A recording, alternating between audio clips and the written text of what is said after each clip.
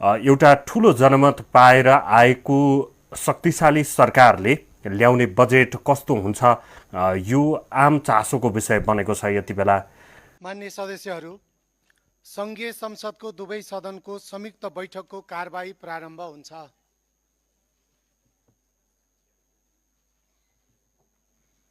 मान्य सदस्यहरू, अब सङ्घीय संसदको संयुक्त बैठक र संयुक्त समिति कार्य सञ्चालन नियमावली 2080 को नियम 5 बमोजिम माननीय अर्थमन्त्री डाक्टर स्वर्णिम वाग्लेलाई आर्थिक वर्ष 2083-84 को राजस्व र व्ययको वार्षिक अनुमान प्रस्तुत गर्न अनुमति दिन्छु।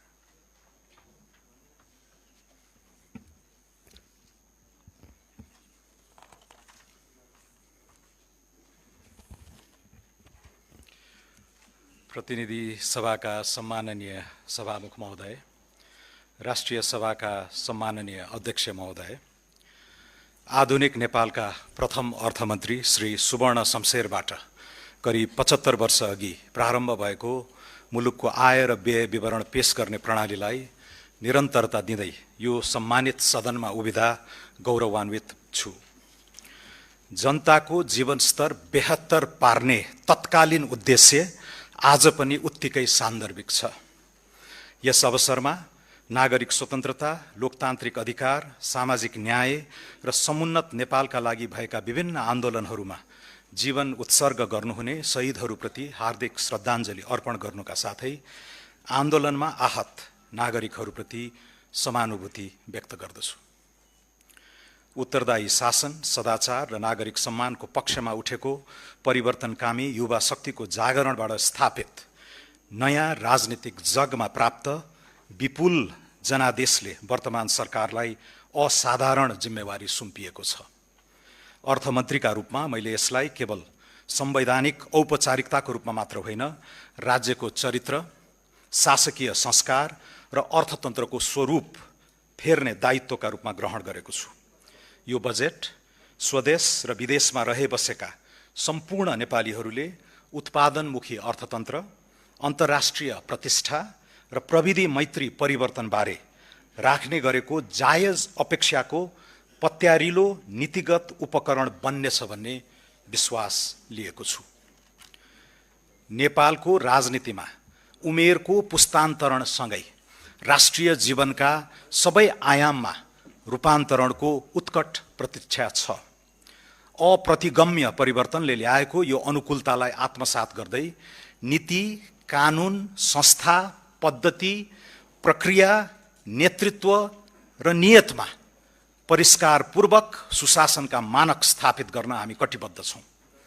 नीतिगत अन्योल, ढिलासुस्ती, संस्थागत कब्जा र राज्य स्रोतको दोहनको अन्त्य गर्दै परिणाम दिने शासन प्रणाली निर्माण गर्नु आजको आवश्यकता हो।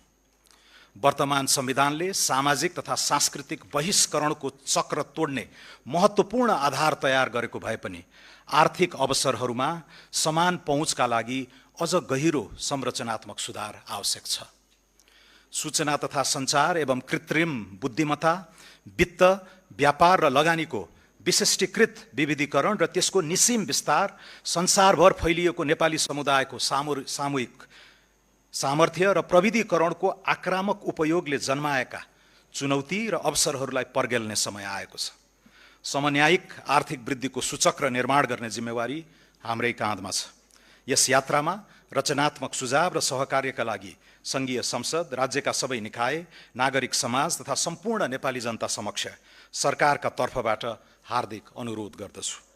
मुलुकको विद्यमान आर्थिक अवस्थाका परिसूचकहरू, प्रगतिका अवरोध तथा तिनको समाधानका सम्भावित मार्गहरूबारे वर्तमान आर्थिक स्थितिपत्र 2083 सार्वजनिक गरिसकेको छु।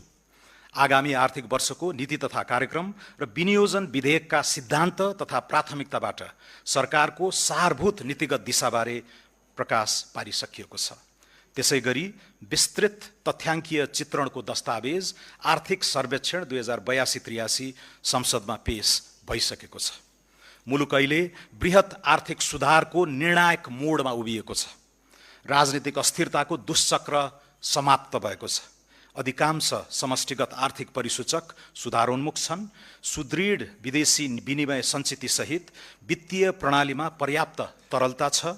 स्वच्छ ऊर्जा उत्पादन र नयाँ प्रविधिमा विशाल सम्भावना छन् भने युवा जनसाङ्ख्यिक शक्ति ठूलो पुँजीका रूपमा उपस्थित छ। यद्यपि अन्तर्राष्ट्रिय आपूर्ति श्रृङ्खलाको अस्थिरता, आन्तरिक बजारको शिथिलता, उत्पादनशील क्षेत्रमा न्यून लगानी तथा सार्वजनिक संस्थाप्रतिको अविश्वास चुनौतीका रूपमा रहेका छन्। यस बजेटको ध्येय यी चुनौतीलाई अवसरमा रूपान्तरण गर्दै राज्यको सेवा प्रदान क्षमता, निजी क्षेत्रको आत्मविश्वास र नागरिकको भरोसालाई एकैसाथ उकास्नु छ। सम्माननीय सभामुख महोदय, सम्माननीय अध्यक्ष महोदय, सुरुमा म आर्थिक वर्ष 2083-84 को बजेट मार्फत बसाल्न खोजिएको थिति र सर्वाङ्गीण विकासको जगसँग सम्बन्धित केही उल्लेख्य सुधारहरूको घोषणा गर्दछु। उद्यम व्यवसायलाई राहत र मध्यम वर्गको विस्तार गरी समग्र अर्थतन्त्रलाई गतिशील बनाउन करका दरमा बृहत पुनरावलोकन गरेको छु। करको बोझ घटाउन आयकरको छुटको सीमा दोब्बर गरी व्यक्तिका लागि 10 लाख रुपैयाँ पुर्याएको छु।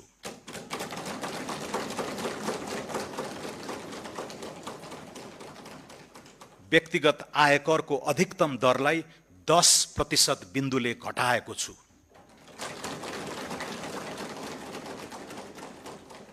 औद्योगिक कच्चा पदार्थको भन्सार महसुल तयारी मालवस्तु भन्दा कम्तीमा एक तह न्यून हुने गरी 273 प्रकारका कच्चा पदार्थमा भन्सार दर घटाएको छु।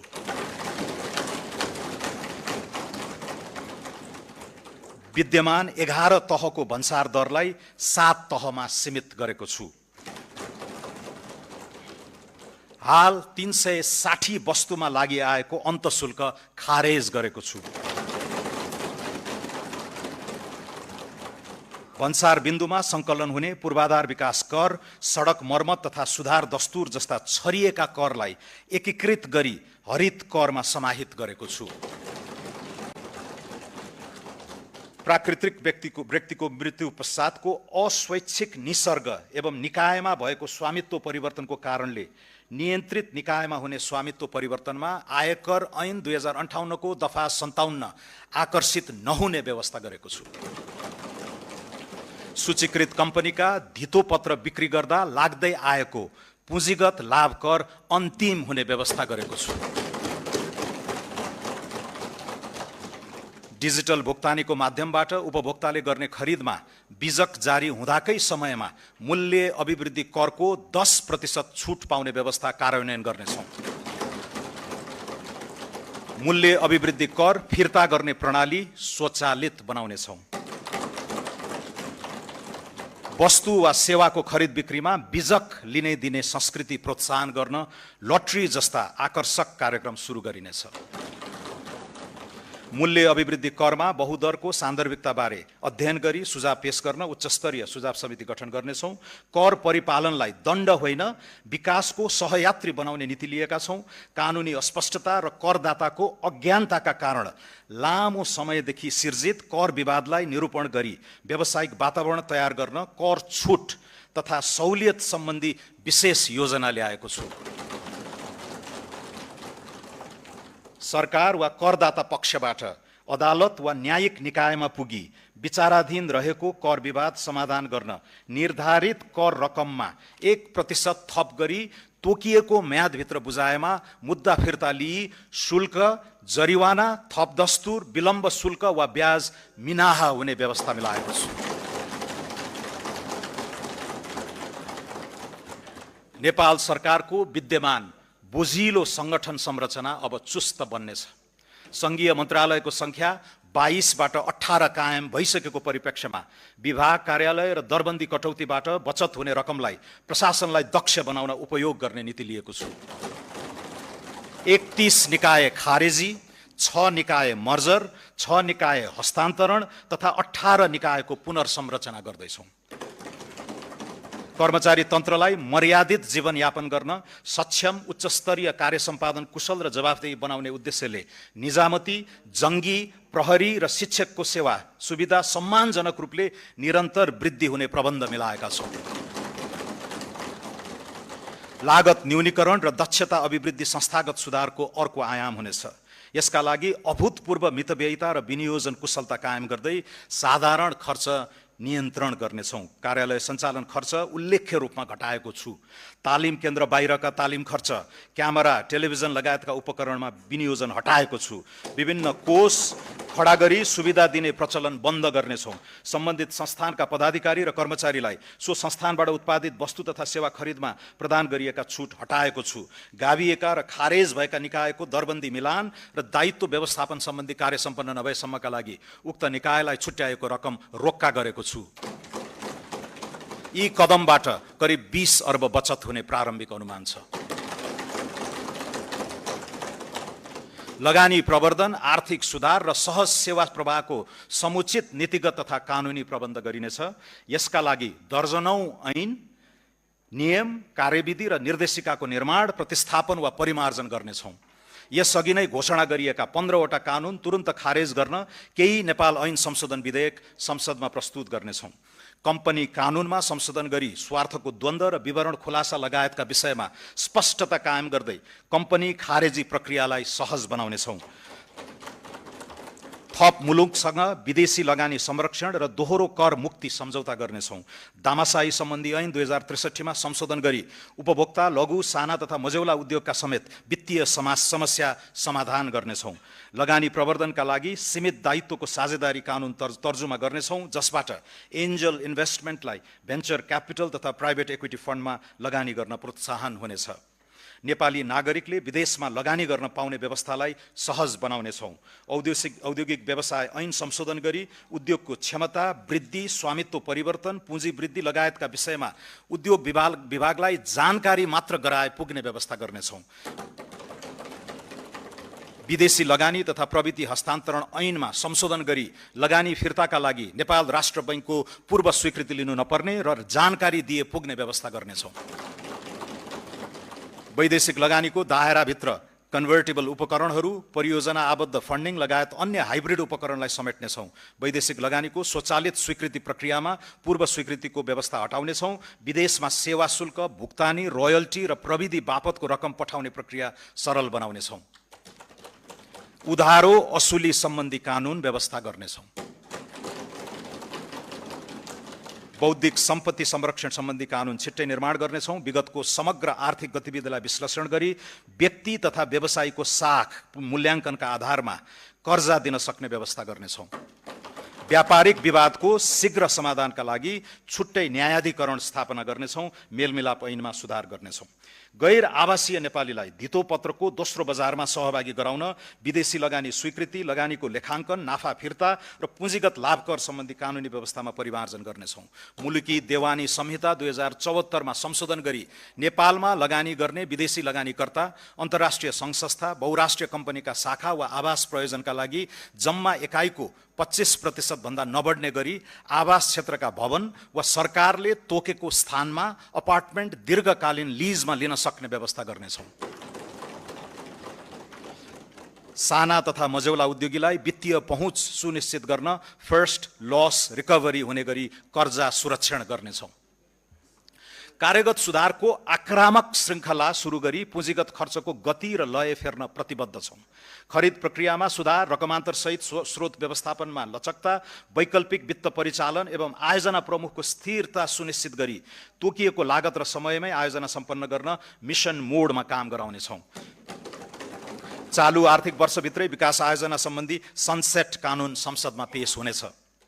मोबिलाइजेसन पेस्कीको रकम सम्बन्धित आयोजनामा मात्र खर्च गर्न पाउने गरी ट्र्याकिङ गर्ने व्यवस्था मिलाउनेछौँ। हाइब्रिड एन्युइटी मोडलमा निर्माण गर्न सकिने पूर्वाधार आयोजनाको प्रारम्भिक पाइपलाइन 3 महिनाभित्र तयार हुनेछ।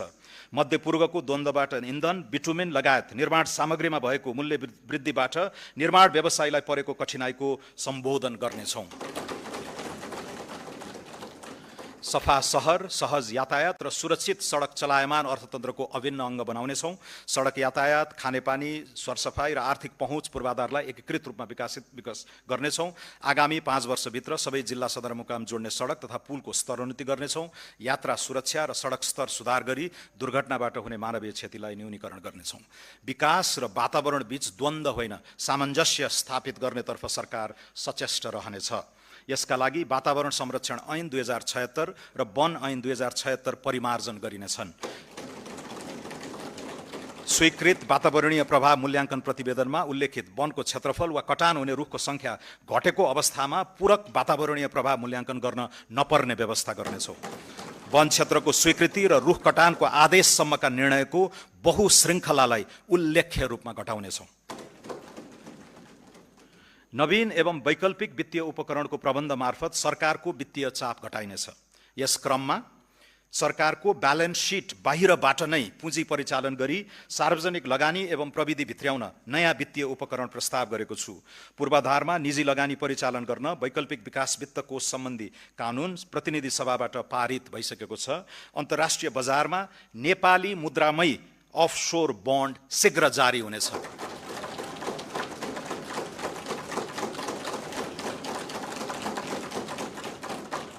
स्वच्छ ऊर्जा बन्ड र डायस्पोरा बन्ड जारी गर्ने र उपलब्ध जलवायु कोषको अधिकतम उपयोग गर्ने नीति लिएको छु। हाल वैदेशिक मुद्राको सुविधाजनक सञ्चिति रहेको अवस्थामा केही प्रतिशत रकम सोभरेन वेल्थ फन्डका रूपमा परिचालन गर्ने नीति लिएका छौँ। कम्तीमा 3 महिनाको इन्धन भण्डारण, एआई फ्याक्ट्री लगायतका रणनीतिक महत्त्वका आयोजनामा लगानी गर्न मातृभूमि कोष स्थापना गर्नेछौँ।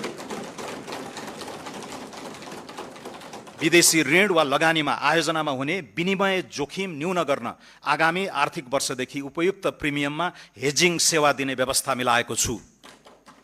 पहिलो र दोस्रो सार्वभौम क्रेडिट रेटिङबाट प्राप्त नतिजामा सुधार हुने गरी अनुकूल आर्थिक वातावरण सिर्जना गर्नेछौँ। नेपाललाई सम्पत्ति शुद्धिकरण सम्बन्धी ग्रे लिस्टबाट यथाशक्य छिटो हटाउनेछौँ। सार्वजनिक संस्थानलाई बलियो बनाउन केहीमा पुँजी वृद्धि र अन्यमा सरकारी शेयर विनिवेश गर्ने प्रबन्ध गरेको छु।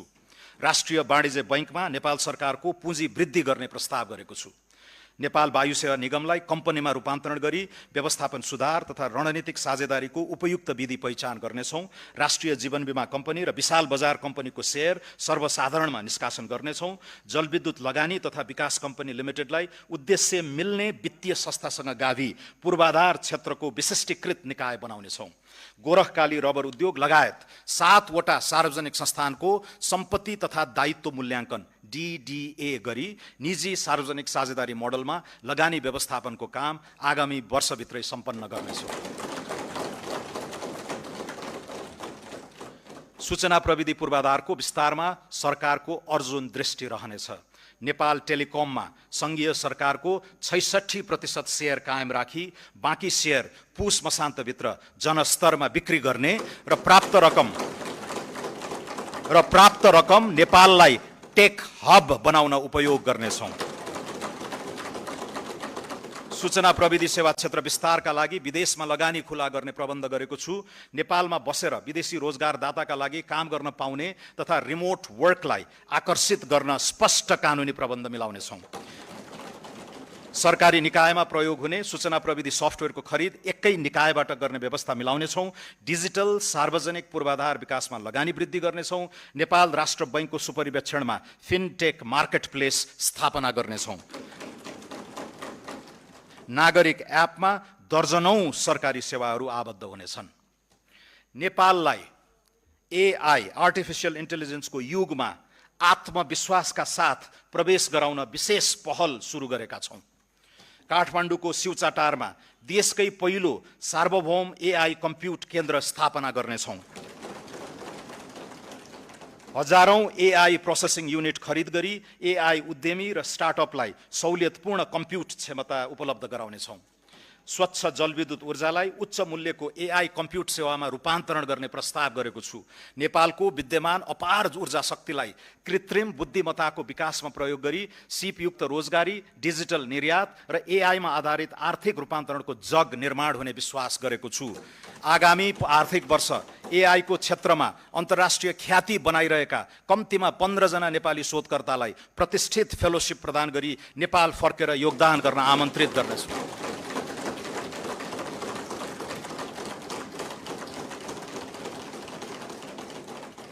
एआई को युगमा महत्त्वपूर्ण भूमिका हुने गणित लगायतका शैक्षिक विधालाई उच्च प्राथमिकता दिनेछौँ। लामो समयदेखि थातिरहेको नेपाल विद्युत प्राधिकरणको पुनः संरचना सम्पन्न गरिनेछ। नेपाल विद्युत प्राधिकरणलाई विद्युत उत्पादन, प्रसारण र वितरण तथा व्यापारका लागि 3 छुट्टा छुट्टै कम्पनीमा विभाजन गर्नेछौँ। विद्युत खरिद सम्झौता भएका तर निर्माण सुरु नगरेका आयोजनाको अनुमति पत्र खारेज गरी टेक और पे विधिमा नयाँ पीपीए गर्ने प्रबन्ध गर्नेछौँ। 10 मेगावाट भन्दा कम क्षमताका विद्युत आयोजनाको तत्काल पीपीए गर्नेछौँ। सुक्खा याममा घटाघटमा विद्युत खरिद दर निर्धारण गरी खरिद सम्झौता गर्ने व्यवस्था मिलाउनेछौँ। निजी क्षेत्रलाई अन्तर्राष्ट्रिय बजारमा विद्युत व्यापार गर्न पाउने व्यवस्था मिलाउनेछौँ। प्रसारण लाइन बनाउने र व्हिलिङ चार्ज लिई विद्युत व्यापार गर्न सक्ने कानुनी व्यवस्था समेत मिलाउनेछौँ। जलविद्युत आयोजनाको अनुमति अवधिपछि आयोजनाको स्वामित्व नेपाल सरकारमा हस्तान्तरण हुँदा वनको जग्गा भोगाधिकार र रुख कटान बापतको शुल्क समायोजन गर्ने व्यवस्था मिलाउनेछौँ। ठूला तथा जलाशययुक्त आयोजनाको विकासका लागि निजी क्षेत्रलाई प्रोत्साहित गर्न प्रवर्धकले 100% रकम जलाशययुक्त आयोजनामा लगानी गर्ने सुनिश्चित गरेमा पहिलो वर्ष नै 40% सेयर सर्वसाधारणलाई बिक्री गर्न दिने नीति लिनेछौँ। सम्माननीय सभामुख महोदय, सम्माननीय अध्यक्ष महोदय, आर्थिक वृद्धिको उत्तम सम्भावना भएका ग्रामीण एवं शहरोन्मुख क्षेत्रको चतुर्दिक प्रादेशिक विकासमा लगानी बढाउनेछौँ।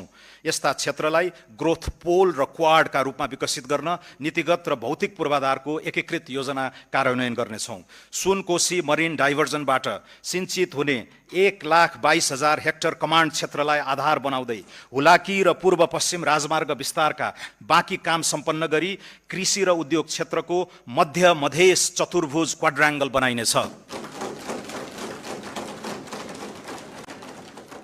मध्य पहाडी, पुष्पलाल लोकमार्ग, कर्णाली राजमार्ग, भेरी कोरिडोर र रारादेखि जुम्ला हुँदै फोक्सुन्डोसम्मको कर्णाली चतुर्भुजमा जडीबुटी, जलविद्युत, पर्यटन र खानीजन्य क्रियाकलापले प्रश्रय पाउने व्यवस्था मिलाइनेछ। पूर्व पश्चिम राजमार्गको बुटवल नारायणघाट खण्ड र मुगलिन दमौली पोखरा खण्ड शीघ्र सम्पन्न गर्नेछौँ। सिद्धार्थ राजमार्गको अन्तर्राष्ट्रिय स्तरको रूपान्तरण सुरु गरी कालीगण्डकी सभ्यताको उद्गम क्षेत्रलाई तीर्थाटन र स्वच्छ उद्यम व्यवसाय केन्द्रित गण्डकी चतुर्भुज बनाउनेछौँ। त्रिवेणी धाम, देवघाट, रुरु क्षेत्र, कागबेनी, मुक्तिनाथ र दामोदर कुण्डलाई एकीकृत गर्दै शालिग्राम पथ विकास गर्नेछौँ। लुम्बिनी मुक्तिनाथ धार्मिक सांस्कृतिक मार्गमा आधारित निर्माण पथ प्रवर्धन गर्दै ध्यान, साधना, योग, बौद्ध वैदिक दर्शन तथा मनाङ, मुस्ताङ र म्याग्दीको हिमाली सांस्कृतिक अनुभवलाई एकीकृत गर्नेछौँ। मध्य पहाडी राजमार्गसँग ओलाङचुङगोला, किमाथाङका, तातोपानी, रसुवागढी, कोरला, हिल्सा जस्ता उत्तरी पर्या व्यापारिक गन्तव्यहरूसँग जोड्ने लक्ष्य राखेका छौँ।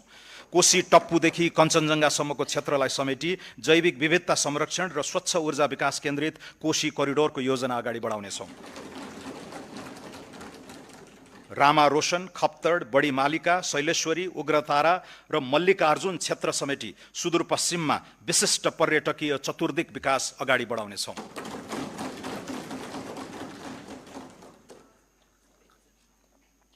भिजन काठमाडौँ 2040 को दीर्घकालीन योजना कार्यान्वयन सुरु गर्नेछौँ। काठमाडौँ उपत्यकाको समग्र शहरी सेवा व्यवस्थापनका लागि अन्डरपास, फ्लाइओभर, इन्टरसेक्सन सुधार, नदी कोरिडोरको पूर्वाधार, पार्क निर्माण, फोहोर मैला व्यवस्थापन, युटिलिटी डक्ट, विद्युतीय तार भूमिगत गर्ने सहितको एकीकृत पूर्वाधार बनाउनेछौँ। प्रदेश र स्थानीय तहसँगको सहकार्यमा वित्तीय प्रोत्साहन सहित खुला क्षेत्रको संरक्षण र विस्तारका लागि विशेष पहल गर्नेछौँ। काठमाडौँ उपत्यकामा विद्युतीय सार्वजनिक बस सञ्चालन, चार्जिङ स्टेसन, ट्र्याकिङ प्रणाली, स्मार्ट बस पार्क, सुदृढ संस्थागत व्यवस्था सहितको स्मार्ट अर्बन मोबिलिटी कार्यक्रम छिट्टै सुरु हुनेछ। पोखरा उपत्यकामा पनि सार्वजनिक बसलाई विद्युतीय बसले प्रतिस्थापन गर्न ई मोबिलिटी सेवा सुरुवात गर्नेछौँ। भिजिट नेपाल वर्ष 2085 र नेपाल आरोग्य वर्ष 2027 सफल बनाउन सघन तयारी गर्नेछौँ। उच्च मूल्यका पर्यटक लक्षित रिजोर्ट र होटल निर्माण र सञ्चालनलाई भौतिक एवं वित्तीय प्रोत्साहन दिने व्यवस्था गरेको छु। पर्यटन गतिविधिहरूलाई आरोग्य पर्यटनको मूल विषयवस्तुमा ब्रान्डिङ गरी पर्यटकका स्रोत मुलुकहरूमा विविधीकरण गरिनेछ। नेपाललाई युरोपियन युनियनको एयर सेफ्टी लिस्टबाट बाहिर निकाल्न आगामी पुसभित्र नागरिक उड्डयन प्राधिकरणको पुनः संरचना गरी नियामक र सञ्चालकको पृथक भूमिका स्थापित गर्नेछौँ।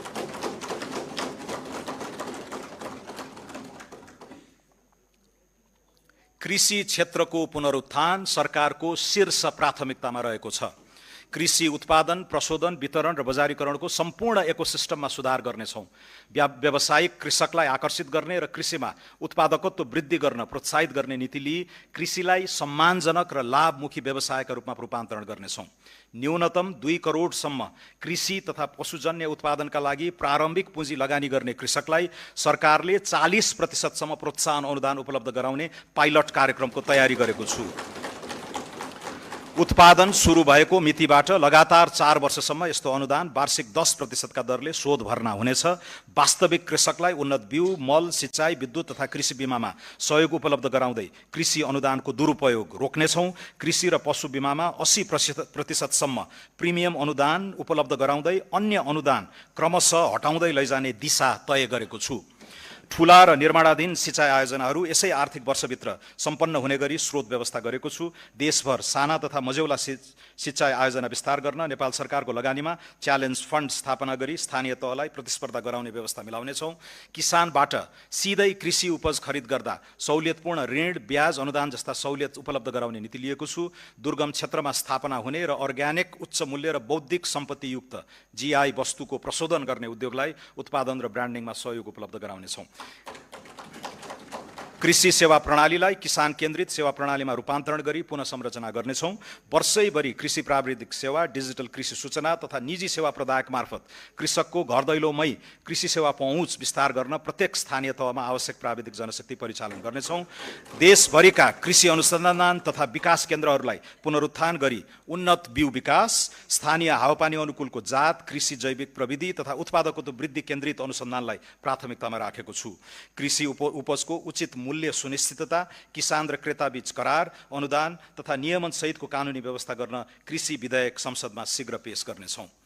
वन तथा प्राकृतिक स्रोतलाई संरक्षणको सीमित दायराबाट बाहिर निकाली हरित औद्योगिकरण, रोजगारी सिर्जना र आयात प्रतिस्थापनको आधार बनाउनेछौँ।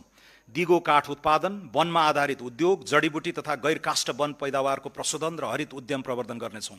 स्वदेशी काठ उद्योगको प्रतिस्पर्धात्मक अभिवृद्धि गर्न विकास निर्माणका क्रममा सङ्कलित कच्चा काठको बिक्री मूल्य पुनरावलोकन गर्नेछौँ। वन पैदावारको कटानी, सङ्कलन, ढुवानी र बिक्री वितरण सम्बन्धी अनुमति प्रणालीलाई पूर्ण डिजिटल तथा एकद्वार प्रणालीमा रूपान्तरण गरी प्रक्रियागत झन्झट हटाउनेछौँ। सामुदायिक वन उपभोक्ता समूहलाई उत्पादन, प्रशोधन, ब्रान्डिङ र उद्यम सञ्चालनमा थप स्वायत्तता प्रदान गर्नेछौँ। वन, वातावरण, उद्योग, ऊर्जा र पूर्वाधार सम्बन्धी कानुन तथा नीति बीचको असङ्गति हटाउनेछौँ। वन क्षेत्रको कार्बन स्टक, इकोसिस्टम सेवा तथा प्राकृतिक पुँजीको आर्थिक मूल्याङ्कन गरी बजेट तथा योजना प्रणालीमा समावेश गर्नेछौँ। लगानी एक्सप्रेसको अवधारणा कार्यान्वयन गर्न आगामी 3 महिनाभित्र स्वचालित रूट प्रणाली लागू गर्नेछौँ। कम्पनी र उद्योग दर्ता, वित्तीय सेवा, कर प्रणालीमा सहभागिता, भिसा आवेदनसम्मका सबै सेवा आबद्ध गरी सूचना प्राप्ति, अनुपालना प्रतिवेदन र जोखिममा आधारित परीक्षण हुने व्यवस्था गर्नेछौँ। लगानी बोर्डबाट स्वीकृत भएका परियोजनामा पुनः अन्य निकायबाट स्वीकृति लिनु नपर्ने कानुनी व्यवस्था गर्नेछौँ। स्वीकृत परियोजनाको लगानी सम्बद्ध अध्ययन अनुसन्धानका लागि लगानी भिसा उपलब्ध गराउनेछौँ। सेयर हस्तान्तरण, कर चुक्ता, सम्पत्ति मूल्याङ्कन, ऋण भुक्तानी, लाभांश वितरण र लिक्विडेसन प्रक्रियालाई सरल बनाई लगानी र मुनाफा फिर्ता सहज बनाउनेछौँ। उद्योग र औद्योगिक नवप्रवर्तनमा सरकार दत्तचित्त रहनेछ। गुणस्तरीय औद्योगिक पूर्वाधार विस्तार गर्ने नीति अनुरूप मोतीपुर र मयूर धाप जस्ता औद्योगिक क्षेत्र निजी क्षेत्रले निर्माण र सञ्चालन गर्नेछन्। 5 खाल विशेष आर्थिक क्षेत्रमा महिला उद्यमीलाई प्राथमिकता दिनेछौँ।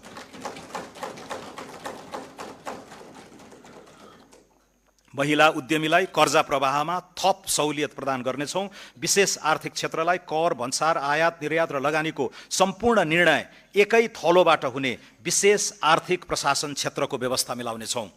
उत्पादनमूलक उद्योगको प्रतिस्पर्धात्मक क्षमता अभिवृद्धि गर्न विद्युतको डिमान्ड शुल्क पुनरावलोकन गर्दै विद्युत महसुलमा छुट दिने व्यवस्था गर्नेछौँ। उद्योगीहरूले औद्योगिक क्षेत्र, विशेष आर्थिक क्षेत्र तथा लिजमा उपलब्ध गराइने जग्गामा निर्मित संरचनालाई बैंकिङ प्रयोजनका लागि धितो राख्न सक्नेछन्।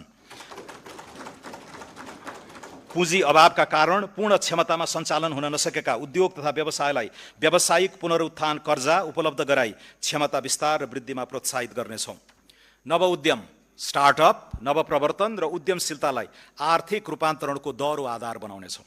नवउद्यमलाई पहिचान, सिप बजार र वित्तीय पहुँचसँग अनुकूलित गर्दै नाफा आबद्ध कर सहुलियत, सार्वजनिक खरिदमा प्राथमिक पहुँच, डिजिटल दर्ता तथा नियामकीय सहजीकरण मार्फत नवउद्यम सञ्चालन प्रणालीलाई सुदृढ बनाउनेछौँ। नवउद्यम वित्त पोषणलाई केवल ऋणमा आधारित मोडेलमा सीमित नराखी प्रारम्भिक चरणमा अनुदान, सम्भाव्यता प्रमाणित उद्यमका लागि सहुलियतपूर्ण कर्जा तथा विस्तार चरणमा वृद्धि पुँजीको व्यवस्था गरिनुको साथै निजी क्षेत्र र गैर आवासीय नेपालीको सह लगानी प्रोत्साहित गर्नेछौँ।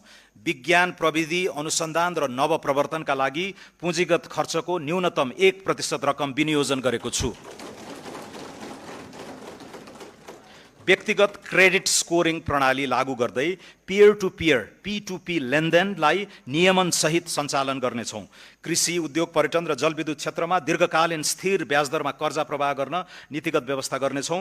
बैंकिङ क्षेत्रमा बढ्दो खराब कर्जा तथा गैर बैंकिङ सम्पत्तिको प्रभावकारी व्यवस्थापन गर्न विशेष कानुनी अधिकारसहित राष्ट्रिय सम्पत्ति व्यवस्थापन कम्पनी पुस मसान्तसम्म स्थापना गर्नेछौँ। समग्र शैक्षिक इकोसिस्टममा प्रणालीगत पुनर्संरचना गर्नेछौँ। राष्ट्रिय विद्यालय नक्साङ्कन र पूर्वाधार अडिट, शिक्षक क्षमता परीक्षण, AI तथा एडटेक तत्परता मूल्याङ्कन समेतका आधारमा नवप्रवर्तन तथा सिप केन्द्रित शिक्षा विस्तार गर्न विद्यालय शिक्षामा लगानी बढाउनेछौँ। शिक्षा प्रणालीलाई विद्यालय केन्द्रित प्रणालीमा रूपान्तरण गर्दै शैक्षिक गुणस्तर अभिवृद्धि र पूर्वाधार निर्माणमा अभिभावकीय सहयोग स्वीकार गर्ने नीति लिएका छौँ। विद्यालय व्यवस्थापन समितिलाई गुणस्तरीय शिक्षा सुनिश्चितताको माध्यम बनाउनेछौँ। सम्पूर्ण शैक्षिक संस्थामा सफा शौचालय अभियान सञ्चालन गर्नेछौँ। उच्च शिक्षालाई अनुसन्धान, नवप्रवर्तन, ज्ञान उत्पादन र राष्ट्रिय क्षमता निर्माणको केन्द्रका रूपमा पुनः संरचना गर्नेछौँ। चिकित्सा, नर्सिङ, सूचना प्रविधि लगायत उच्च शिक्षाका विभिन्न विधामा हाल लगाइएको कोटालाई चालु आर्थिक वर्षभित्र पुनरावलोकन गरी उल्लेख्य वृद्धि गर्नेछौँ। उद्योग तथा श्रम बजारसँग प्रत्यक्ष आबद्ध मागमा आधारित सिप प्रणाली विस्तार गर्नेछौँ। राष्ट्रिय योग्यता ढाँचा तथा पूर्व सिकाइ मान्यता लागू गरी प्रवासी, अनौपचारिक तथा अनुभवी श्रमिकको सिपलाई औपचारिक मान्यता दिनेछौँ। पारिश्रमिक सहितको इन्टर्नसिप प्रणालीलाई संस्थागत गरिनेछ। यो बजेटले स्वास्थ्य सेवामा नीतिगत फड्को मार्ने लक्ष्य लिएको छु। दक्ष स्वास्थ्य जनशक्ति, प्रयोगशाला, अत्यावश्यक औषधि, डिजिटल स्वास्थ्य प्रणाली तथा प्रभावकारी रेफरल सेवा सहितका आधारभूत संस्थाहरूलाई स्वास्थ्य सेवाको प्रथम बिन्दु बनाउने दीर्घकालीन लक्ष्य लिएका छौँ। सरकारले निशुल्क उपलब्ध गराउने मध्ये कम्तीमा 25 प्रकारका औषधि उत्पादन गर्न नेपाल औषधि लिमिटेडलाई सक्षम बनाउनेछौँ। त्रिभुवन विश्वविद्यालय शिक्षण अस्पताल, चिकित्सा विज्ञान राष्ट्रिय प्रतिष्ठान र पाटन स्वास्थ्य विज्ञान प्रतिष्ठानलाई अन्तर्राष्ट्रिय स्तरको विश्वविद्यालयको रूपमा विकास गरी विदेशी विद्यार्थी समेतलाई शिक्षा प्रदान गर्न सक्षम बनाउनेछौँ। सार्वजनिक साझेदारी मोडल, पब्लिक पार्टनरसिप मोडल अन्तर्गत 7 वटै प्रदेशका प्रमुख सरकारी अस्पताललाई चरणबद्ध रूपमा शिक्षण अस्पताल तथा विशिष्टीकृत स्वास्थ्य सेवा केन्द्रमा रूपान्तरण गरिनेछ। कर्मचारी सञ्चय कोष, नागरिक लगानी कोष र सामाजिक सुरक्षा कोषमा रहेको लगानी योग्य स्रोतलाई स्वास्थ्य पूर्वाधार, मेडिकल शिक्षा र विशिष्टीकृत सेवा विस्तारमा परिचालन गर्नेछौँ। स्वास्थ्य बीमा कार्यक्रमको व्यापक पुनर्संरचना गर्नेछौँ। छरिएर रहेका सामाजिक स्वास्थ्य सुरक्षा कार्यक्रम र स्वास्थ्य सम्बन्धी दायित्वलाई एकीकृत गर्दै एकल भुक्तानी विधि अपनाउनेछौँ। स्वास्थ्य बीमाको सर्वव्यापीकरणबाट आगामी 3 वर्षमा 90% नेपाली स्वास्थ्य बीमाको दायरामा आउने र व्यक्तिगत उपचार खर्चमा उल्लेख्य कटौती हुने अपेक्षा राखेका छौँ। राष्ट्रिय ट्रमा नीति तर्जुमा गरी सडक दुर्घटना र आकस्मिक ट्रमाबाट हुने जनधनको क्षति न्यूनीकरण गर्नेछौँ। आगामी 5 वर्षभित्र स्मार्ट वितरण प्रणालीबाट 24 घण्टा स्वच्छ पिउने पानी सुनिश्चित गर्नेछौँ। आगामी 3 वर्षभित्र 65% र 5 वर्षभित्र 100% नागरिकलाई सुरक्षित र स्वच्छ खानेपानी सेवा उपलब्ध गराउनेछौँ। खानेपानी आपूर्तिको गुणस्तर, शुल्क संरचना तथा सेवा दायित्व सुनिश्चित गर्न नियमन प्रणाली सुदृढ पार्नेछौँ। काठमाडौँ उपत्यकामा दिगो खानेपानी सेवा सुनिश्चितताको लागि विद्यमान महसुल संरचनाको पुनरावलोकन गर्नेछौँ। काठमाडौँ उपत्यका खानेपानी व्यवस्थापन बोर्ड, काठमाडौँ उपत्यका खानेपानी लिमिटेड, आयोजना कार्यान्वयन निर्देशनालय र खानेपानी तथा सरसफाई सेवा महसुल निर्धारण आयोगलाई गाभी एउटै संरचना बनाउनेछौँ। सामाजिक सुरक्षा प्रणालीलाई थप न्यायोचित र लक्षित बनाउनेछौँ। आर्थिक रूपमा सक्षम नागरिकलाई सामाजिक सुरक्षा भत्ता स्वैच्छिक रूपमा त्याग्न सक्नेले छोडौँ, नसक्नेलाई जोडौँ भन्ने राष्ट्रिय अभियान सञ्चालन गर्नेछौँ।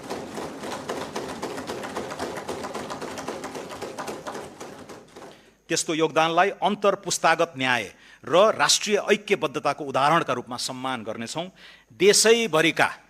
देशैभरिका दलित बालबालिकालाई उपलब्ध गराइएको बाल पोषण भत्तालाई दोब्बर गरी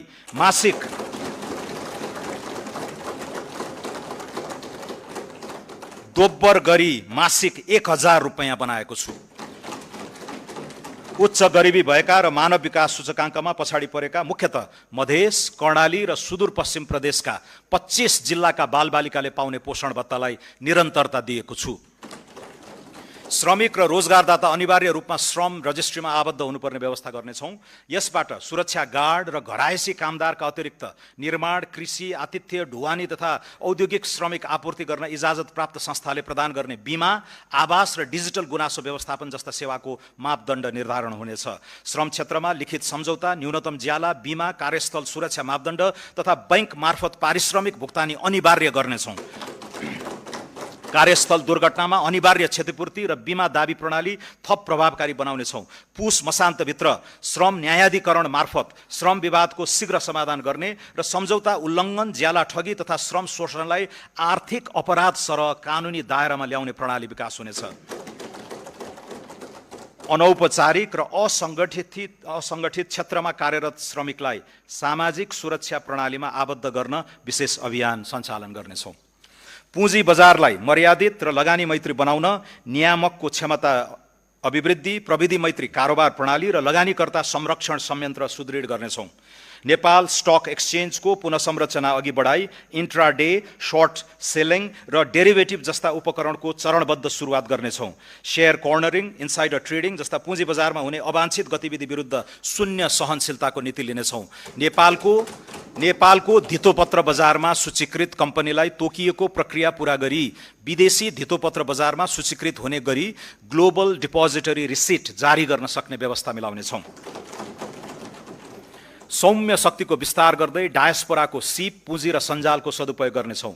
प्रवासमा रहेका नेपाली नागरिकलाई लोकतान्त्रिक प्रक्रियामा आबद्ध गराई उनीहरूको मताधिकार सुनिश्चित गर्न कानुनी, प्राविधिक तथा प्रशासनिक पूर्वाधार तयारी गर्नेछौँ। भिसा प्रणालीमा व्यापक सुधार गरी लगानी मैत्री अध्यागमन व्यवस्थापन गर्न नयाँ विधेयक संसदमा पेश गर्नेछौँ। अति कम विकसित मुलुकको राष्ट्रसङ्घीय दर्जाबाट निस्कन हाल न्यूनतम योग्यता पुगेको भए पनि अर्को 2 वर्ष घनीभूत आर्थिक सामाजिक राष्ट्रिय पुनर्जागरणको आडमा नेपालको स्तरोन्नति गराउने निर्णय गरेका छौँ। त्यस्तो स्तरोन्नति अप्रतिगम्य होस् भन्ने चाहेका छौँ। राजनीतिक प्रणालीमा पारदर्शिता र उत्तरदायित्वको बलियो आधार निर्माण गर्नेछौँ। स्वस्थ लोकतान्त्रिक प्रतिस्पर्धालाई संस्थागत गर्न राष्ट्रिय मान्यता प्राप्त राजनीतिक दलहरूलाई पछिल्लो आम निर्वाचनमा प्राप्त मतको आधारमा सरकारी अनुदान दिने बारे बृहत राजनीतिक बहस गराउनेछौँ। यसरी उपलब्ध हुन सक्ने अनुदानको लेखा परीक्षण महालेखा परीक्षकले गर्ने व्यवस्था मिलाइनेछ। प्रमाणमा आधारित नीति निर्माण, कार्यान्वयन र अनुगमनलाई प्रभावकारी बनाउनेछौँ। शैक्षिक गुणस्तर परीक्षण केन्द्र, कृषि तथ्याङ्क प्रणाली तथा नेपाल राष्ट्र बैंक अन्तर्गत रहेको उपभोक्ता मूल्य सूचकाङ्क सम्बन्धी तथ्याङ्क प्रणाली लगायतलाई राष्ट्रिय तथ्याङ्क कार्यालय अन्तर्गत एकीकृत गरिनेछ। त्यसैगरी नीति अनुसन्धान प्रतिष्ठानलाई राष्ट्रिय योजना आयोग अन्तर्गत राखी सरकारको दीर्घकालीन सोच र नीति निर्माण गर्न सक्षम निकाय बनाउनेछौँ। सम्माननीय सभामुख महोदय, सम्माननीय अध्यक्ष महोदय, अब म क्षेत्रगत कार्यक्रम र विनियोजन प्रस्तुत गर्दछु।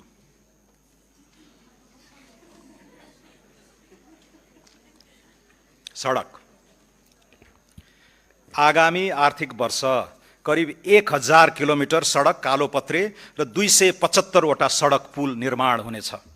1028 किलोमिटर लामो पूर्व पश्चिम राजमार्गलाई 4 लेनमा स्तरोन्नति गर्ने कार्य 5 वर्षभित्र सम्पन्न गर्नेछौँ। यसै वर्ष यसै वर्ष कमला कञ्चनपुर र नारायणगढ बुटवल सडक खण्ड स्तरोन्नति कार्य सम्पन्न हुनेछ। आगामी वर्ष काकडभिट्टा लौकही, कमला बागमती, बुटवल गोरुसिङ्गे र धानखोला लमही खण्ड अन्तर्गत 80 किलोमिटर सडक स्तरोन्नति गर्नेछौँ। बागमती पथलया, नारायणगढ हेटौँडा र गोरुसिङ्गे चन्द्रौटा खण्डको स्तरोन्नति सुरु गर्नेछौँ। पकली कञ्चनपुर, चन्द्रौटा धानखोला र कोवलपुर गड्डा चौकी सडक खण्डको स्तरोन्नतिको अध्ययन सम्पन्न गर्नेछौँ। पूर्व पश्चिम राजमार्गको लागि रु 37 अर्ब 46 करोड विनियोजन गरेको छु। काठमाडौँ तराई मधेस द्रुत मार्गमा आगामी वर्ष 40 वटा पुल र 5.4 किलोमिटर सुरुङ निर्माण सम्पन्न गर्नेछौँ। द्रुत मार्गको लिङ्क रोड निर्माण सुरु गर्नेछौँ। यस मार्गको लागि रु 17 अर्ब 64 करोड विनियोजन गरेको छु। हुलाकी राजमार्ग आगामी 3 वर्षभित्र निर्माण सम्पन्न गर्नेछौँ। यस अन्तर्गत घना बस्ती भएको स्थानबाट राजमार्ग चौडा गर्ने कार्य सुरु गर्दै 8 वटा सडक पुल निर्माण सम्पन्न गर्नेछौँ। यस राजमार्गको लागि रु 4 अर्ब 65 करोड विनियोजन गरेको छु। कर्णाली राजमार्ग अन्तर्गत सुर्खेत जुम्ला गमगढी सडकको स्तरोन्नतिको लागि रु 1 अर्ब बजेट व्यवस्था गरेको छु। पुष्पलाल मध्य पहाडी राजमार्गको निर्माण आगामी 3 वर्षभित्र सम्पन्न गर्नेछौँ। यस अन्तर्गत 65 किलोमिटर सडक स्तरोन्नति र 5 वटा पुल निर्माण सम्पन्न गर्न रु 2 अर्ब 16 करोड विनियोजन गरेको छु। मदन भण्डारी राजमार्ग अन्तर्गत 25 किलोमिटर सडक कालोपत्रे गर्न र पुल निर्माण गर्न रु 1 अर्ब 46 करोड विनियोजन गरेको छु। आगामी 3 वर्षभित्र मुख्य राजमार्ग तथा रणनीतिक सडकमा निर्माणाधीन पुल सम्पन्न गर्नेछौँ। राष्ट्रिय राजमार्गमा पर्ने 40 वटा ठुला पुल निर्माण तथा स्तरोन्नति सम्पन्न गर्नेछौँ। राष्ट्रिय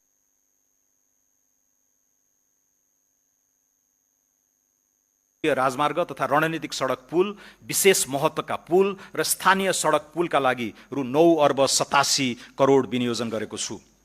पृथ्वी राजमार्ग अन्तर्गत तनहुको आबु खैरेनीदेखि पोखरासम्मको 4 लेन सडक निर्माण शीघ्र सम्पन्न हुनेछ। मुगलिङ आबु खैरेनी खण्डको निर्माण कार्य सुरु गर्नेछौँ। नागढुङ्गा मुगलिङ खण्ड अन्तर्गत 40 किलोमिटर सडक स्तरोन्नति हुनेछ। नागढुङ्गा सुरुङ मार्ग आगामी साउनदेखि सञ्चालनमा ल्याउनेछौँ। यी सडक खण्डको लागि रु 6 अर्ब 55 करोड विनियोजन गरेको छु। कर्णाली कोरिडोरको 31 किलोमिटर कालोपत्रे एवं ग्राभेल गर्नेछौँ। त्यस्तै कालीगण्डकी कोरिडोरको 21 किलोमिटर कालोपत्रे हुनेछ। कोशी कोरिडोरको उत्तरी खण्डको 15 किलोमिटर कालोपत्रे गर्नेछौँ। यी 3 वटा कोरिडोरका लागि रु 6 अर्ब 25 करोड विनियोजन गरेको छु। गल्छी स्याफ्रुबेसी रसुवागढी सडक खण्डलाई स्तरोन्नति गर्न रु 1 अर्ब 35 करोड विनियोजन गरेको छु। सिद्धार्थ राजमार्गको बुटवल पोखरा खण्ड द्रुत मार्गका रूपमा निर्माण कार्य प्रारम्भ गर्नेछौँ। आगामी आर्थिक वर्षभित्र सिद्धबाबा सुरुङ मार्ग सम्पन्न हुनेछ। महाकाली कोरिडोरको दार्चुला टिङ्कर खण्डको ट्र्याक खोल्ने कार्यलाई विशेष प्राथमिकता दिएको छु।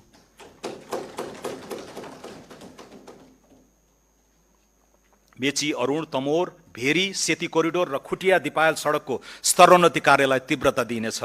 काठमाडौँ चक्रपथ विस्तार अन्तर्गत कलङ्की वसुन्धरा खण्ड विस्तार कार्य सुरु गर्नेछौँ। वसुन्धरा चाबैल कोटेश्वर खण्डको डिजाइन सम्पन्न गर्नेछौँ।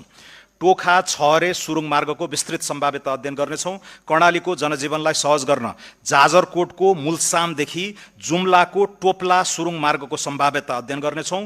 खुरकोट चियाबारी, थानकोट चितलाङ, मजेमटार शक्तिखोर र चिसापानी बबई सुरुङ निर्माण सम्बन्धी अध्ययन गर्नेछौँ।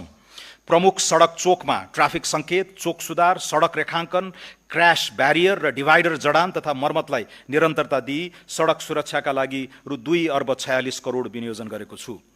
बर्दिवासदेखि काठमाडौँ तराई मधेस द्रुत मार्ग प्रस्थान बिन्दुसम्मको रेल मार्ग निर्माण कार्य अगाडि बढाउनेछौँ। निर्माणाधीन बथनाहा विराटनगर तथा जनकपुर जयनगर बर्दिवास रेलमार्गको बाँकी कार्य सम्पन्न गर्न रकम विनियोजन गरेको छु। आगामी वर्षदेखि काठमाडौँ उपत्यका लगायतका प्रमुख सहरी सडकको नियमित मर्मत सम्भार गरी धुलो मुक्त एवं खाल्टाखुल्टी मुक्त बनाउनेछौँ। सडकको राष्ट्रव्यापी मर्मत सम्भार अभियानका रूपमा सञ्चालन गर्न रु 28 अर्ब 52 करोड विनियोजन गरेको छु। राजमार्गका उच्च जोखिमयुक्त स्थानमा जलवायु अनुकूलित संरचना निर्माण गर्नेछौँ। पहिरोका कारण राजमार्गमा हुने अवरोधलाई तत्काल हटाई सेवा सुचारू गर्न रु 3 अर्ब 17 करोड विनियोजन गरेको छु।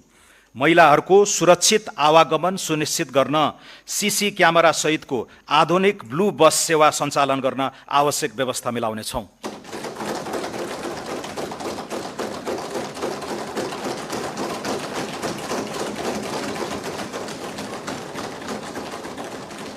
शहरी विकास मध्य पहाडी लोकमार्ग आसपासका 12 स्थानमा पहिचानयुक्त सहर निर्माण गर्न जग्गा विकास र पूर्वाधार निर्माण कार्यलाई निरन्तरता दिन रु 1 अर्ब 83 करोड विनियोजन गरेको छु। देशका प्रमुख सहरहरूमा एकीकृत फोहोर मैला व्यवस्थापन, ढलमुक्त नदी अभियान र नदी किनारामा हरियाली प्रवर्धनका लागि रु 4 अर्ब 19 करोड विनियोजन गरेको छु। जेनजी आन्दोलनका क्रममा क्षति भएका सरकारी भवनको प्रबलीकरण तथा पुनर्निर्माण कार्यलाई प्राथमिकता दिनेछौँ। जाजरकोट तथा रुकुम पश्चिम लगायतका जिल्लामा भूकम्पबाट क्षतिग्रस्त निजी आवास र सरकारी भवन पुनर्निर्माण कार्य सम्पन्न गर्न आवश्यक स्रोत विनियोजन गरेको छु। हालसम्म सडक सञ्जालबाट नजोडिएका स्थानीय तहका केन्द्रलाई राष्ट्रिय राजमार्ग वा नजिकको प्रदेश राजधानीसँग सर्वयाम सञ्चालन हुने सडकमा जोड्ने गरी स्थानीय तह केन्द्र पहुँच सुधार कार्यक्रम अगाडि बढाउनेछौँ।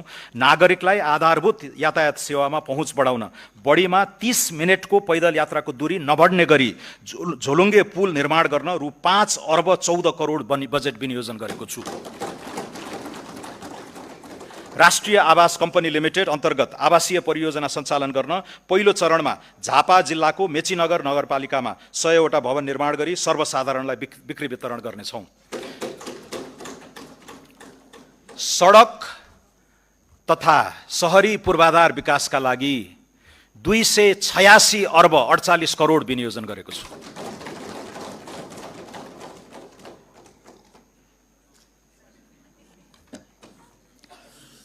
सम्माननीय सभामुख महोदय, सम्माननीय अध्यक्ष महोदय, खानेपानी तराई मधेसमा सुक्खा याममा हुने खानेपानीको चरम अभावलाई दिगो रूपमा समाधान गर्न समुदाय स्तरमा डिप बोरिङ सहितको खानेपानी प्रणालीको विकास गर्नेछौँ। आर्सेनिक मुक्त तराई अभियान सञ्चालन गर्नेछौँ। तराई मधेसमा अधुरा रहेका 280 वटा खानेपानी आयोजना सम्पन्न गर्न रु 2 अर्ब 50 करोड विनियोजन गरेको छु। आगामी आर्थिक वर्ष याङ्री र लार्के खोलाबाट मेलम्चीमा पानी पथान्तरणका लागि अध्ययन सम्पन्न गर्नेछौँ। कीर्तिपुर, मध्यपुर थिमी, जोरपाटी, पेप्सिकोला, नागार्जुन र महालक्ष्मी लगायतका स्थानमा पाइप सञ्जाल विस्तारको कार्य थालनी गर्नेछौँ। यस आयोजनाका लागि रु 7 अर्ब 26 करोड विनियोजन गरेको छु। शहरी क्षेत्रमा बिजुली, ढल तथा खानेपानी व्यवस्थापन एकीकृत रूपमा गर्नेछौँ। दमक, धरान, इटहरी, वीरगञ्ज र हेटौँडा लगायत प्रमुख सहर खानेपानी र ढल निर्माण तथा प्रशोधन कार्यक्रम सञ्चालन गर्न रु 2 अर्ब 34 करोड विनियोजन गरेको छु। उन्नत फिल्ट्रेसन प्रविधिको प्रयोग तथा राष्ट्रव्यापी पानी परीक्षण प्रयोगशाला सञ्जाल स्थापना गरी पानीको नियमित परीक्षण र क्युआर कोडमा आधारित अनुगमन गर्नेछौँ। काठमाडौँ उपत्यकाको सल्लाघारी, कोडकु, धोबीघाट, गोकर्ण र हनुमान घाटमा दैनिक 7 करोड 27 लाख लिटरको फोहोर पानी प्रशोधन केन्द्रको निर्माण सम्पन्न गर्नेछौँ। यस कार्यका लागि रु 3 अर्ब 46 करोड विनियोजन गरेको छु। उपत्यका बाहिर खाँदबारी, बेलौरी, टाउन बजार, बारपाक र त्रिशुली बजारमा ढल प्रशोधन केन्द्र सञ्चालनमा ल्याउनेछौँ। खानेपानी तथा सरसफाइतर्फ रु 37 अर्ब 17 करोड विनियोजन गरेको छु। स्वच्छ ऊर्जा आगामी आर्थिक वर्ष जलविद्युत आयोजनाबाट 670 मेगावाट र सौर्य आयोजनाबाट 370 मेगावाट गरी 1040 मेगावाट राष्ट्रिय प्रसारण प्रणालीमा आबद्ध हुँदा कुल जडित क्षमता 5535 मेगावाट पुग्नेछ। 40 मेगावाट क्षमताको राहुघाट जलविद्युत आयोजनाको निर्माण यसै आर्थिक वर्षभित्र सम्पन्न गर्नेछौँ। निर्माणाधीन तनहुँ जलाशययुक्त आयोजना, माथिल्लो मोदी ए, माथिल्लो मोदी, माथिल्लो त्रिशुली 3B र बुढीगङ्गा आयोजना निर्माणलाई तीव्रता दिनेछौँ। 1061 मेगावाटको माथिल्लो अरुण, 828 मेगावाटको उत्तर गङ्गा, 210 मेगावाटको चैनपुर सेती, 99 मेगावाटको तामाकोसी 5 र 77 मेगावाटको घुन्साखोला आयोजनाको वित्तीय व्यवस्थापन गरी ठेक्का प्रक्रिया सुरु गर्नेछौँ। 417 मेगावाटको नलगाड, 490 मेगावाटको अरुण 4 र 281 मेगावाटको नौमुरे आयोजनाको अध्ययन प्रक्रिया अगाडि बढाउनेछौँ। कर्मचारी सञ्चय कोषका सञ्चयकर्ता समेतको लगानीमा 439 मेगावाटको वेतन कर्णाली जलविद्युत आयोजना निर्माणका लागि ठेक्का प्रक्रिया सुरु गर्नेछौँ। 1200 मेगावाटको बुढी गण्डकी जलाशययुक्त आयोजना निर्माणका लागि अधिकार सम्पन्न प्राधिकरण मोडलमा निर्माण कार्य अगाडि बढाउनेछौँ। 670 मेगावाटको दुधकोशी जलाशययुक्त आयोजनाको फाइनान्सियल क्लोजर सम्पन्न गरी ठेक्का प्रक्रिया सुरु गर्नेछौँ। 900 मेगावाटको अरुण तेस्रो, 669 मेगावाटको तल्लो अरुण लगायत लगानी बोर्ड मार्फत निर्माण कार्य अगाडि बढाइएका करिब 3000 मेगावाट क्षमताका आयोजना विकास गर्न सरकारले आवश्यक सहजीकरण गर्नेछ। निर्माणाधीन प्रसारण लाइन तथा सबस्टेसन निर्माण सम्पन्न गर्न रु 70 अर्ब विनियोजन गरेको छु। हेटौँडा ढल्केबर इनोरुवा 400 केभी प्रसारण लाइन चालु आर्थिक वर्षभित्रै निर्माण सम्पन्न हुनेछ। 400 केभी का नयाँ खिम्ती 12 बिसे काठमाडौँ र हेटौँडा रातमाटे लप्सीबेदी न्यू दमौली न्यू बुटवल प्रसारण लाइन निर्माण कार्यलाई तीव्रता दिनेछौँ। अन्तर्देशीयतर्फ बुटवल गोरखपुर र इनरुवा पूर्णिया प्रसारण लाइन निर्माण कार्यलाई तीव्रता दिनेछौँ। ढल्केबर मुजफ्फरपुर सीतामढी, लम्की दोदोधरा बरेली, लमही लखनऊ, निजगढ मोतिहारी र चिलिमे हब केरुङ प्रसारण लाइनको अध्ययन सम्पन्न गरी निर्माण सुरु गर्नेछौँ। कर्णाली कोरिडोर राष्ट्रिय प्रसारण लाइन निर्माणलाई तीव्रता दिनेछौँ। राष्ट्रिय ग्रिड नपुगेका कर्णालीका स्थानीय तहमा विद्युतीकरणलाई तीव्रता दिनेछौँ। ग्रीन हाइड्रोजनको व्यावसायिक उत्पादनको प्रारम्भ गर्न हेटौँडामा 2.5 मेगावाट क्षमताको ग्रीन हाइड्रोजन प्लान्टलाई पाइलट परियोजनाको रूपमा कार्यान्वयन गर्नेछौँ। सुक्खायामको पिक आवरमा हुने विद्युत अभावलाई सम्बोधन गर्न काठमाडौँ उपत्यकामा 100 मेगावाटको ब्याट्री एनर्जी स्टोरेज प्रणालीको कार्यक्रम प्रारम्भ गर्नेछौँ। ग्रीन हाइड्रोजन उत्पादन कार्यलाई अगाडि बढाउन आवश्यक बजेटको व्यवस्था गरेको छु। ऊर्जा उत्पादन, प्रसारण र वितरण लाइन निर्माणका लागि रु 85 अर्ब 54 करोड विनियोजन गरेको छु। सिंचाई आगामी आर्थिक वर्ष थप 15,800 हेक्टर खेतीयोग्य जमिनमा सिंचाई सुविधा पुर्याउनेछौँ। यसबाट खेतीयोग्य सिंचित जमिनको अनुपात 64% पुग्नेछ। नदी नियन्त्रणतर्फ 70 किलोमिटर तटबन्ध निर्माण र 210 हेक्टर जग्गा उकास गर्नेछौँ। बबई सिंचाई आयोजना अन्तर्गत आगामी आर्थिक वर्ष 1066 हेक्टर जमिनमा सिंचाईको सुविधा पुर्याउनेछौँ। राजापुर सिंचाई आयोजनाको पुनर्स्थापनाको कार्य अगाडि बढाइनेछ। भेरी बबई डाइभर्सन आयोजनाको हेडवर्क्स निर्माण कार्य सम्पन्न गर्नेछौँ। यी आयोजनाका लागि रु 5 अर्ब 63 करोड विनियोजन गरेको छु। सिक्टा सिंचाई आयोजना अन्तर्गत बाँके पूर्व र पश्चिमतर्फ 5000 हेक्टर जमिनमा थप सिंचाई सुविधा पुर्याउनेछौँ। यसका लागि रु 2 अर्ब 55 करोड विनियोजन गरेको छु। सुनकोशी मरिन डाइभर्जन आयोजनाको बाँध र विद्युत गृह निर्माणको लागि पुनः ठेक्का लगाई 4 वर्षभित्र सम्पन्न गर्ने गरी निर्माण कार्य सुरु गर्नेछौँ। यस वर्ष यसका लागि 2 अर्ब 98 करोड विनियोजन गरेको छु। बागमती सिंचाई आयोजनाको स्तरोन्नति गरी सुनकोशी मरिन डाइभर्जन आयोजनाबाट थप हुने पानीको उपयोगबाट बारा, रौतहट, सर्लाही, महोत्तरी र धनुषा जिल्लाका 1,22,000 हेक्टर खेतीयोग्य जमिनमा सिंचाई सुविधा विस्तार गर्न रु 53 करोड विनियोजन गरेको छु। महाकाली सिंचाई आयोजनाको कमान्ड क्षेत्र विस्तार गर्नेछौँ। रानी जमरा कुलरिया आयोजनाको लम्की खण्डको पूर्वाधार विकास गर्नेछौँ। बृहत दाङ उपत्यका सिंचाई आयोजना र प्रगन्ना बडकापथ सिंचाई आयोजनाबाट 2380 हेक्टर जमिनमा थप सिंचाई उपलब्ध गराउन रु 1 अर्ब 21 करोड विनियोजन गरेको छु। नौमुरे बहुउद्देश्य सिंचाई आयोजनाबाट कपिल वस्तुमा सिंचाई गर्ने गरी आवश्यक पूर्व तयारी सम्पन्न गर्नेछौँ। बाढगङ्गा सिंचाई आयोजनाको पुनर्स्थापना र मर्मत सम्भार गर्नेछौँ। नारायणी सिंचाई आयोजना पुनर्स्थापनाका लागि बजेट छुट्याएको छु। सुनसरी मोरङ, चन्द्रनहर, कमला, नारायणी गण्डक, कोशी पम्प लगायतका सिंचाई प्रणालीको मर्मत सम्भार तथा पुनर्स्थापनाका लागि रु 44 करोड विनियोजन गरेको छु। सतह सिंचाईको सेवा नपुगेका तराई मधेसका थप 3,980 हेक्टर खेतीयोग्य जमिनमा भूमिगत सिंचाई सुविधा पुर्याउन रु 1 अर्ब 83 करोड विनियोजन गरेको छु। त्यसै गरी सर्लाही र धनुषा जिल्लामा स्मार्ट प्रविधिको प्रयोग गरी भूमिगत सिंचाई सुविधा पुर्याउन आवश्यक रकम व्यवस्था गरेको छु। पहाडी तथा हिमाली क्षेत्रका कृषियोग्य टारहरूमा लिफ्ट सिंचाई प्रणाली मार्फत भरपर्दो सिंचाई सुविधा उपलब्ध गराउन रु 80 करोड विनियोजन गरेको छु। पहाडका टारहरूमा लिफ्ट सिंचाई आयोजनाबाट आगामी वर्ष 2230 हेक्टर जमिनमा थप सिंचाई सुविधा विस्तार गर्नेछौँ। महाकाली, कर्णाली, नारायणी, कोशी लगायतका ठूला तथा मझौला नदीहरूको व्यवस्थापन कार्यका लागि रकम विनियोजन गरेको छु। सूचना तथा सञ्चार दूरसञ्चार प्राधिकरण विधेयक संसदमा पेश गर्नेछौँ। नवीनतम प्रविधिको प्रयोगलाई तीव्रता दिँदै गुणस्तरीय दूरसञ्चार सेवाको पहुँच बढाउनेछौँ। कर्णाली र सुदूरपश्चिम प्रदेशमा गुणस्तरीय टेलिफोन सेवा र नेटवर्क विस्तार गरिनेछ। सरकारी मुद्रणका लागि स्थापित विभिन्न संरचनालाई एक आपसमा गाभी एकीकृत सुरक्षित मुद्रण संस्थाको स्थापना गर्नेछौँ। नेपालमा दर्ता भएका सामाजिक सञ्जाल मार्फत व्यावसायिक क्रियाकलाप विस्तार गर्न प्रोत्साहन गर्नेछौँ। छापा तथा विद्युतीय सञ्चार माध्यमबाट हुने लोक कल्याणकारी विज्ञापन का लागि रु 33 करोड विनियोजन गरेको छु। सूचना तथा सञ्चार क्षेत्रका लागि रु 5 अर्ब 93 करोड विनियोजन गरेको छु।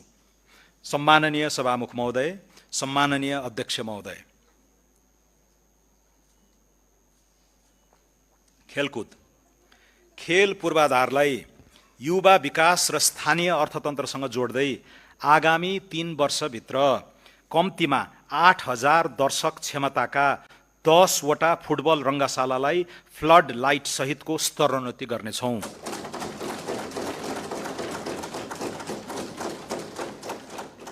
प्रमुख 8 सहरमा 5 वर्षभित्र आधुनिक क्रिकेट रङ्गशाला निर्माण गर्नेछौँ। विराटनगर, लाहान, काठमाडौँ, पोखरा, बुटवल, सुर्खेत र धनगढीको फाप्लामा कम्तीमा 2,000 क्षमताका इन्डोर मल्टिपर्पज स्टेडियम आगामी 3 वर्षभित्र निर्माण गर्नेछौँ। मूलपानी क्रिकेट रङ्गशाला तथा एकाडेमी, गिरिजा प्रसाद कोइराला क्रिकेट रङ्गशाला र कैलालीको फाप्ला क्रिकेट रङ्गशाला निर्माणका लागि डिजाइन पुनरावलोकन गरी लगानी मोडालिटी तयार गर्नेछौँ। खेलकुदमा विशेष रुचि र क्षमता भएका विद्यार्थीलाई विद्यालयको आधारभूत तहदेखि छनौट गरी आवासीय सुविधासहित तालिम दिने व्यवस्था मिलाउनेछौँ। अन्तर्राष्ट्रिय पदक जित्ने खेलाडीलाई अवकाशपछि सम्मानजनक जीवन जिउन सक्ने गरी आजीवन निशुल्क स्वास्थ्य उपचारको व्यवस्था गर्नेछौँ।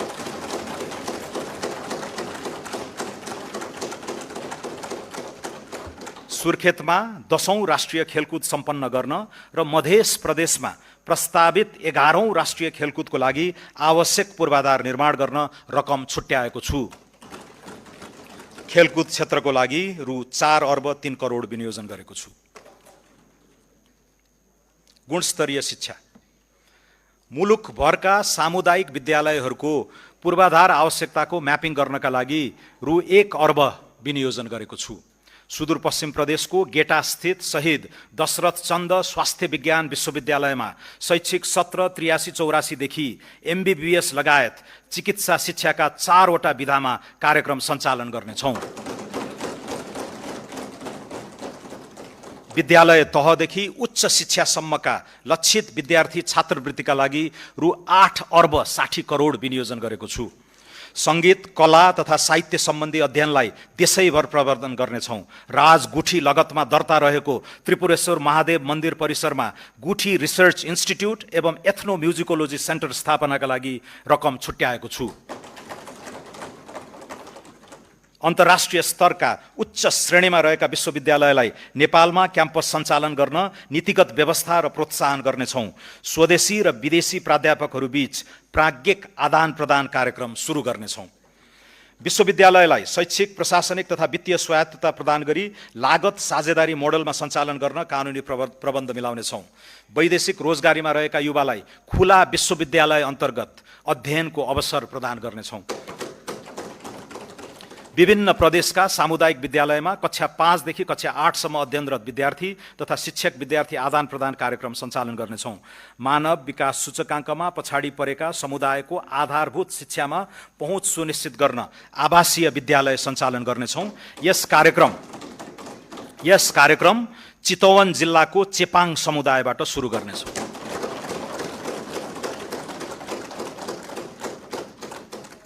शिक्षा क्षेत्रका लागि 218 अर्ब 30 करोड विनियोजन गरेको छु। स्वास्थ्य सबै नागरिकलाई गुणस्तरीय आधारभूत स्वास्थ्य सेवामा पहुँच तथा उपभोग सुनिश्चित गर्न स्वास्थ्य क्षेत्रमा 101 अर्ब 95 करोड विनियोजन गरेको छु। यसमध्ये स्वास्थ्य बिमा कार्यक्रममा 15 अर्ब बजेट विनियोजन गरेको छु। विपन्न नागरिक उपचार, आमा सुरक्षा कार्यक्रम, निशुल्क औषधि लगायत स्वास्थ्य सामाजिक सुरक्षाका कार्यक्रमका लागि रु 13 अर्ब 15 करोड विनियोजन गरेको छु। रोगको बदलिँदो प्रकृति र भार एवं लागत प्रभावकारिताका आधारमा आधारभूत स्वास्थ्य सेवाको प्याकेज परिमार्जन गर्नेछौँ। निर्माण सुरु भएका 336 आधारभूत अस्पताललाई आगामी 3 वर्षमा निर्माण सम्पन्न गर्नेछौँ। मानव विकास सूचकाङ्क कम भएका हरेक प्रदेशका एक स्थानीय तहको उपयुक्त स्थानमा आधारभूत अस्पताल निर्माण गर्ने र निर्माण सुरु नभएका अस्पतालहरूको हकमा वैज्ञानिक नक्साङ्कन पश्चात मात्र निर्माण गर्नेछौँ। आधारभूत अस्पताल सञ्चालन तथा पूर्वाधार निर्माणका लागि 5 अर्ब 90 करोड विनियोजन गरेको छु। स्वास्थ्य संस्था तथा सेवाको गुणस्तर मापन, प्रमाणीकरण र प्रत्यायनका लागि राष्ट्रिय स्वास्थ्य प्रत्यायन प्राधिकरण स्थापना गर्नेछौँ। कर्णाली र सुदूरपश्चिम लगायतका दुर्गम क्षेत्रमा टेलिमेडिसिन सेवा विस्तार तथा भिडियो कन्सल्टेसन मार्फत विशेषज्ञ स्वास्थ्य सेवा सुनिश्चित गर्नेछौँ। सङ्घीय विशिष्टीकृत अस्पतालमा जलन उपचार युनिटको स्थापना गर्नेछौँ। जलनको सघन उपचारको लागि वीर अस्पताल र कीर्तिपुर अस्पतालको क्षमता विकास गर्नेछौँ। मध्य प्रदेशमा मृगौला रोग उपचार केन्द्र र ट्रमा सेन्टर निर्माण सुरु गर्नेछौँ। बालबालिकामा हुने क्यान्सर रोगको सरकारी अस्पतालमा निशुल्क उपचार हुने व्यवस्था मिलाएको छु।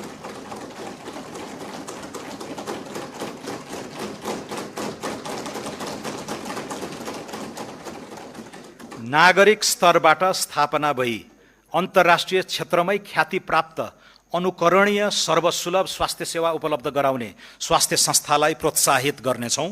यस अन्तर्गत धुलीखेल सामुदायिक अस्पताल र काठमाडौँ इन्स्टिट्युट अफ चाइल्ड हेल्थको स्तरोन्नति गर्न बजेट विनियोजन गरेको छु। तिलगङ्गा आँखा प्रतिष्ठानलाई लेन्स उत्पादनमा प्रोत्साहित गर्न कर सहुलियत प्रदान गरेको छु। हाई अल्टिट्युड सिकनेस उपचार सेवा विस्तार गर्नेछौँ।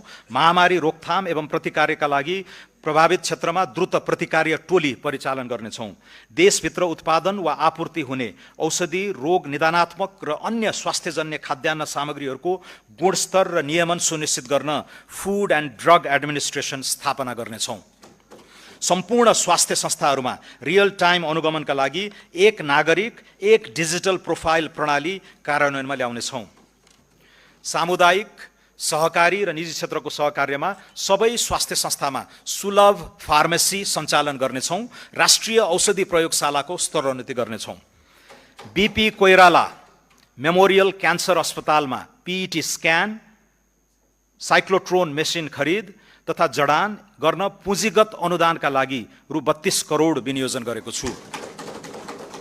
राष्ट्रिय आयुर्वेद पञ्चकर्म तथा योग सेवा केन्द्र बुढानीलकण्ठ, राष्ट्रिय आयुर्वेद अनुसन्धान तथा तालिम केन्द्र कीर्तिपुर र पोखरा स्थित प्राकृतिक तथा वैकल्पिक चिकित्सा सहितको आयुर्वेद अस्पताल सञ्चालनमा ल्याई आयुर्वेद तथा वैकल्पिक चिकित्सा क्षेत्रलाई स्वास्थ्य पर्यटनसँग जोड्नेछौँ। मध्य प्रदेश स्थित नारायणी अस्पताल, गजेन्द्र नारायण सिंह अस्पताल र राम राजा प्रसाद सिंह स्वास्थ्य विज्ञान प्रतिष्ठानको पूर्वाधार विकास कार्य अघि बढाउनेछौँ। कर्णाली प्रदेशका दुर्गम स्थानहरूमा एयर एम्बुलेन्स सेवा सुरु गर्नेछौँ। नर्सिङ कर्मचारीको रात्रि ड्युटी भत्ता दोब्बर गरेको छु।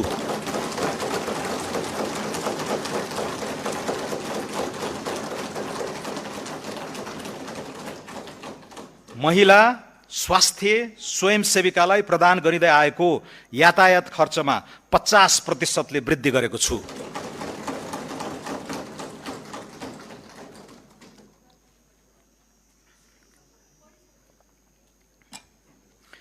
दलित समुदायको परम्परागत सिप संरक्षण, आय आर्जन, प्रविधि स्तरोन्नतिका क्रियाकलाप सहित एकीकृत रूपमा दलित केन्द्रित लगानी बढाउनेछौँ। देशैभरिका 5 वर्ष मुनिका दलित समुदायका बालबालिकाको पोषण सहायताका लागि रु 3 अर्ब विनियोजन गरेको छु। जेनजी आन्दोलनका शहीदको सम्मान गरिनुका साथै शहीद परिवारको लागि सम्मानजनक आर्थिक सहायता सुनिश्चित गरिसकिएको छ।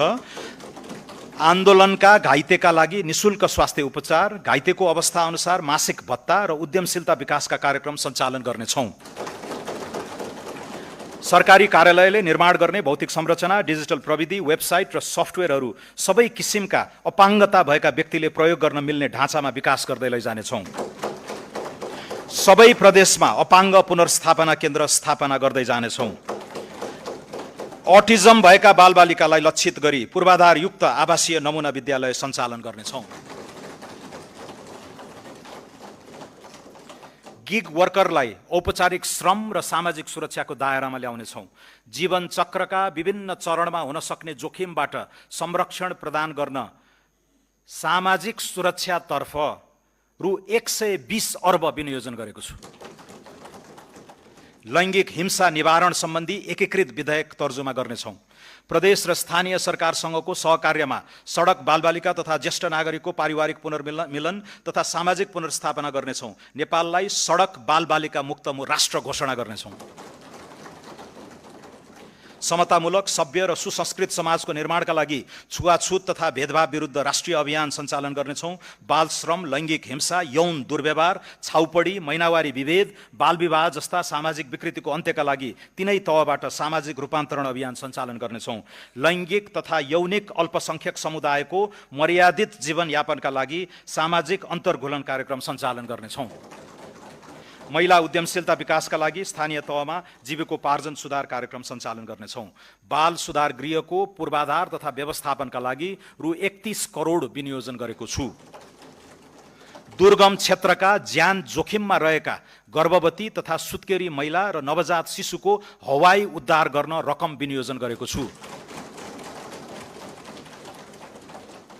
महिला, बालबालिका, लैङ्गिक तथा यौनिक अल्पसङ्ख्यकतर्फ रु 2 अर्ब 27 करोड विनियोजन गरेको छु। कृषि विकास तथा भूमि व्यवस्थापन। रासायनिक मल खरिदका लागि चालु आर्थिक वर्षको विनियोजनमा वृद्धि गरी रु 32 अर्ब 46 करोड पुर्याएको छु। रासायनिक मल आपूर्ति क्यालेन्डर तयारी गरी मुख्य खाद्य बाली लगाउने समयमा सहज वितरण हुने व्यवस्था मिलाउनेछौँ। राष्ट्रिय कृषि आधुनिकीकरण कार्यक्रमका लागि रु 2 अर्ब 7 करोड विनियोजन गरेको छु। किसानको पहिचान कार्य आगामी आर्थिक वर्षमा सम्पन्न गरी परिचय पत्र वितरण सुरु गर्नेछौँ। कृषि योग्य नदी उकास लगायत उपयोगविहीन सरकारी जग्गा र बाँझो जमिनको उपयोग गर्न स्थानीय तहमा भूमि बैङ्कको स्थापना र निजी क्षेत्रलाई एग्रो पुलिङ गर्न प्रोत्साहन गर्नेछौँ। सिराहा र सप्तरीमा आँप तथा सर्लाहीमा गोलभेडा प्रशोधन केन्द्र स्थापना गर्नेछौँ।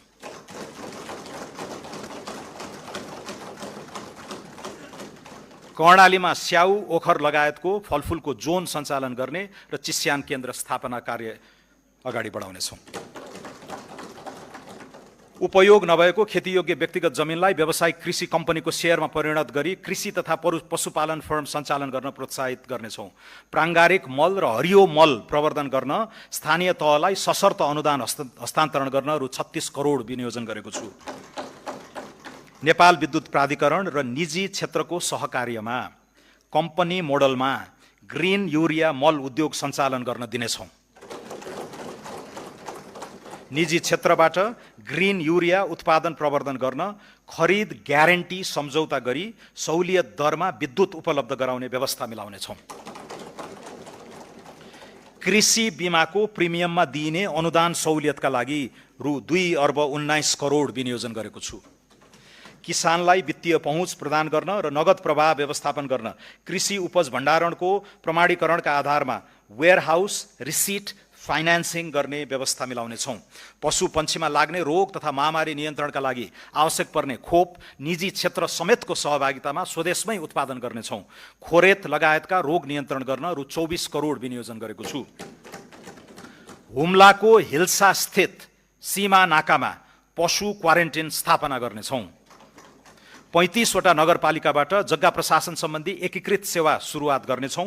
घर जग्गा खरिद बिक्रीलाई सहज बनाउन जग्गा धनी सङ्केत नम्बर जारी गरी घर जग्गा रोक्का फुकुवा खरिद बिक्री र राजस्व भुक्तानी अनलाइन प्रणालीबाट गर्नेछौँ। भूमिहीन दलित, भूमिहीन सुकुम्बासी र अव्यवस्थित बसोबासीको व्यवस्थापन गर्ने कार्य आगामी आर्थिक वर्षभित्रै सम्पन्न गर्ने व्यवस्था मिलाउनेछौँ।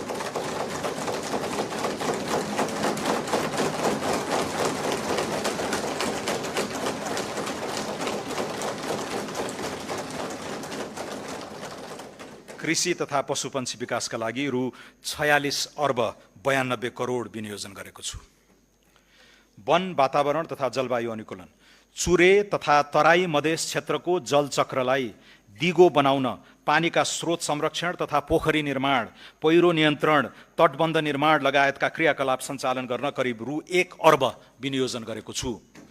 जडीबुटी तथा गैर काष्ठ वन पैदावारको समर्थन मूल्य निर्धारण गरी खरिद गर्ने कार्य सुरुवात गर्नेछौँ। कर्णालीमा जडीबुटी प्रशोधन केन्द्र स्थापना गर्नेछौँ। कार्बन उत्सर्जन कटौती बापत प्राप्त लाभमा स्थानीय समुदायलाई प्राथमिकता दिई उत्सर्जन न्यूनीकरणका लागि नतिजामा आधारित रेड प्लस कार्यक्रम सञ्चालन गर्नेछौँ। अन्तर्राष्ट्रिय जलवायु कोषको सहुलियतपूर्ण पुँजीमा निजी क्षेत्रको पहुँच पुग्ने व्यवस्था गर्नेछौँ। डढेलो नियन्त्रणका लागि ड्रोन तथा स्याटेलाइटको उपयोग गरी रियल टाइम सूचना आदान प्रदान गर्नेछौँ। जोखिमयुक्त क्षेत्रमा मानव वन्यजन्तु सहअस्तित्व कार्यक्रम सञ्चालन गर्नेछौँ। प्रमुख सहरहरूमा वायु प्रदूषण मापन केन्द्र र केन्द्रीय वातावरण प्रयोगशालाको स्तरोन्नति गर्नेछौँ। वन वातावरण तथा जलवायु क्षेत्रको लागि रु 12 अर्ब 31 करोड विनियोजन गरेको छु। संस्कृति तथा पर्यटन। ऐतिहासिक स्थलहरू तिलौराकोट, देवदह, कपिलवस्तु र रामग्रामको बृहत पूर्वाधार विकास गर्नेछौँ। बृहत लुम्बिनी विकास कार्यक्रमका लागि यो वर्ष 83 करोड विनियोजन गरेको छु। जनकपुरलाई विवाह गन्तव्यको रूपमा विकास र ब्रान्डिङ गर्नेछौँ। राम जानकी पथ र राम जानकी परिक्रमा सडक स्तरोन्नतिका लागि रकम छुट्याएको छु। पर्यटकीय दृष्टिले महत्त्वपूर्ण पहाडी क्षेत्रमा हिल स्टेशनको प्रवर्धन गर्न पूर्वाधार विकासमा जोड दिनेछौँ। हिमाल आरोही तथा पदयात्रीको सुरक्षा र आकस्मिक उद्धारको भरपर्दो व्यवस्था मिलाउनेछौँ। मुस्ताङ र मनाङ लगायत उच्च हिमाली जिल्लामा रहेका 200 वर्षभन्दा पुराना कम्तीमा पनि 2 दर्जन ऐतिहासिक बौद्ध गुम्बाहरूको संरक्षणका लागि विशेष परियोजना ल्याउनेछौँ। कपिलवस्तुको तिलौराकोट, धनुषाको जनकपुर धाम र काठमाडौँको गोकर्णेश्वरलाई विश्व सम्पदा सूचीमा समावेश गराउन कार्य अगाडि बढाउनेछौँ।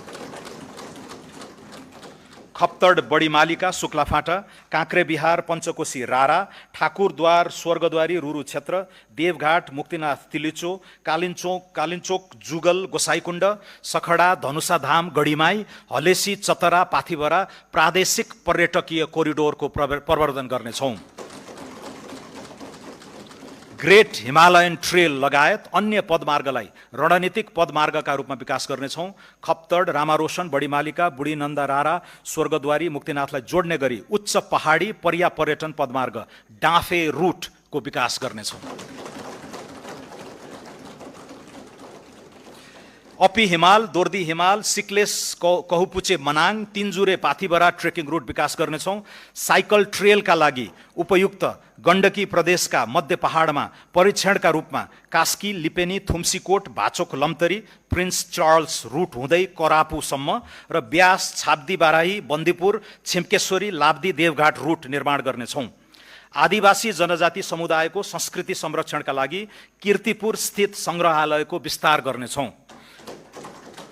दलित समुदायको परम्परागत मौलिक सिप, कला तथा पेशाको प्रवर्धन गर्न मधेस, कर्णाली र सुदूरपश्चिमका सघन दलित बस्तीलाई लक्षित गरी नमुना होमस्टे सञ्चालन गर्नेछौँ।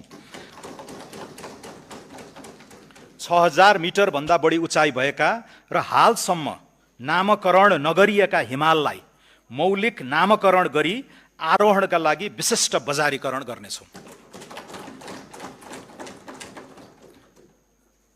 नागरिक उड्डयन। त्रिभुवन अन्तर्राष्ट्रिय विमानस्थलको स्तरोन्नतिका लागि रु 1 अर्ब 53 करोड विनियोजन गरेको छु। निजगढ अन्तर्राष्ट्रिय विमानस्थलको निर्माण मोडालिटी 6 महिनाभित्र यकिन गर्नेछौँ।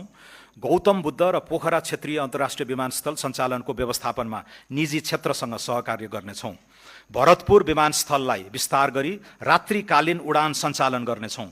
प्रदेश सरकारसँगको सहकार्यमा सुर्खेत विमानस्थल विस्तार गर्नेछौँ। मुगुको ताल्चा र दाङको टरी गाउँ विमानस्थल स्तरोन्नति गर्नेछौँ। संस्कृति तथा पर्यटन क्षेत्रका लागि रु 7 अर्ब 34 करोड र नागरिक उड्डयन क्षेत्रका लागि रु 2 अर्ब 93 करोड विनियोजन गरेको छु। श्रम तथा वैदेशिक रोजगार। रिभर्स प्रवासनलाई प्रोत्साहन गर्दै विप्रेषणलाई उपभोगबाट उत्पादनशील प्रयोजनमा रूपान्तरण गर्न विप्रेषण लगानी मिलान कोष सञ्चालन गर्नेछौँ। वैदेशिक रोजगारीबाट फर्किएकाको ज्ञान, सिप र दक्षताको सदुपयोग गर्न रिटर्नी माइग्रेन्ट कार्यक्रम कार्यान्वयन गर्नेछौँ। युवाहरूलाई विभिन्न विषयगत छोटो अवधिका र कार्यस्थलमा आधारित तालिम सञ्चालन गरी सिपयुक्त बनाउनेछौँ। वैदेशिक रोजगारीलाई थप सुरक्षित एवं मर्यादित बनाउन श्रम सम्झौताको पुनरावलोकन तथा नयाँ गन्तव्य मुलुकसँग थप सम्झौता गर्नेछौँ।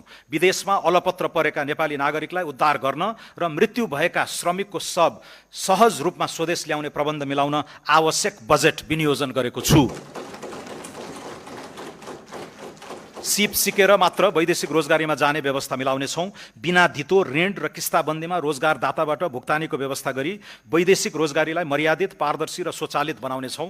वैदेशिक रोजगारीमा जाँदा शून्य लागतलाई प्रोत्साहन गर्दै सेवा शुल्कलाई श्रमिक मैत्री बनाउनेछौँ। औपचारिक च्यानलबाट भित्रिने रेमिटेन्सलाई थप प्रोत्साहित गर्न रेमिटेन्स आप्रवाहको हरेक रिसिटमा आधारित लटरी कार्यक्रम सञ्चालन गर्नेछौँ। अनौपचारिक क्षेत्रका श्रमिकको जीवनयापन र आधारभूत स्वास्थ्यलाई सहयोग पुग्ने गरी सहुलियत दरमा पौष्टिक खाना उपलब्ध गराउने गरी आवश्यक कार्यक्रम प्रारम्भ गर्नेछौँ। श्रम तथा रोजगार क्षेत्रमा रु 3 अर्ब 63 करोड विनियोजन गरेको छु। औद्योगिक विकास,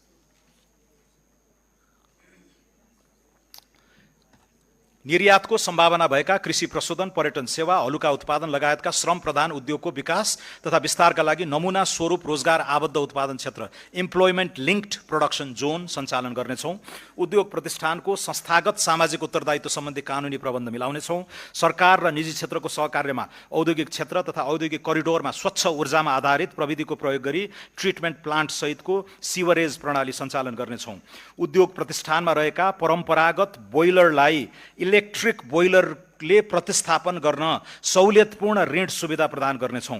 100 उद्योगहरूलाई विद्युतीय वा बायो ब्रिकेटमा आधारित बोइलरमा रूपान्तरण गर्न रु 22 करोड विनियोजन गरेको छु। औद्योगिक पूर्वाधार विकासका लागि रु 65 करोड विनियोजन गरेको छु। खानी सम्बन्धी लाइसेन्सको पुनरावलोकन गर्नेछौँ। नयाँ खानीको अन्वेषणका क्रममा फेज 2 सम्मको अध्ययनका लागि आवश्यक जियोलोजिकल ल्याब र परीक्षण अन्वेषणको व्यवस्था गर्नेछौँ। खानी क्षेत्र, ठुला उद्योग र 5 मेगावाट भन्दा बढी विद्युत खपत गर्ने निजी क्षेत्रबाट विकास हुने औद्योगिक क्षेत्रसम्मको सहज पहुँच तथा विद्युत आपूर्ति एवं प्रसारण लाइन निर्माण गर्नेछौँ। भारी सवारी सञ्चालन हुने औद्योगिक तथा खानी पहुँच सडकलाई विशेष मापदण्डसहित डिजाइन, निर्माण र मर्मत गर्न रु 50 करोड विनियोजन गरेको छु। खनिज तथा निर्माणजन्य सामग्री उत्खनन, उत्पादन, आपूर्ति र प्रयोगको समग्र नियमन तथा व्यवस्थापनका लागि खानी तथा खनिज प्राधिकरण स्थापना गर्नेछौँ।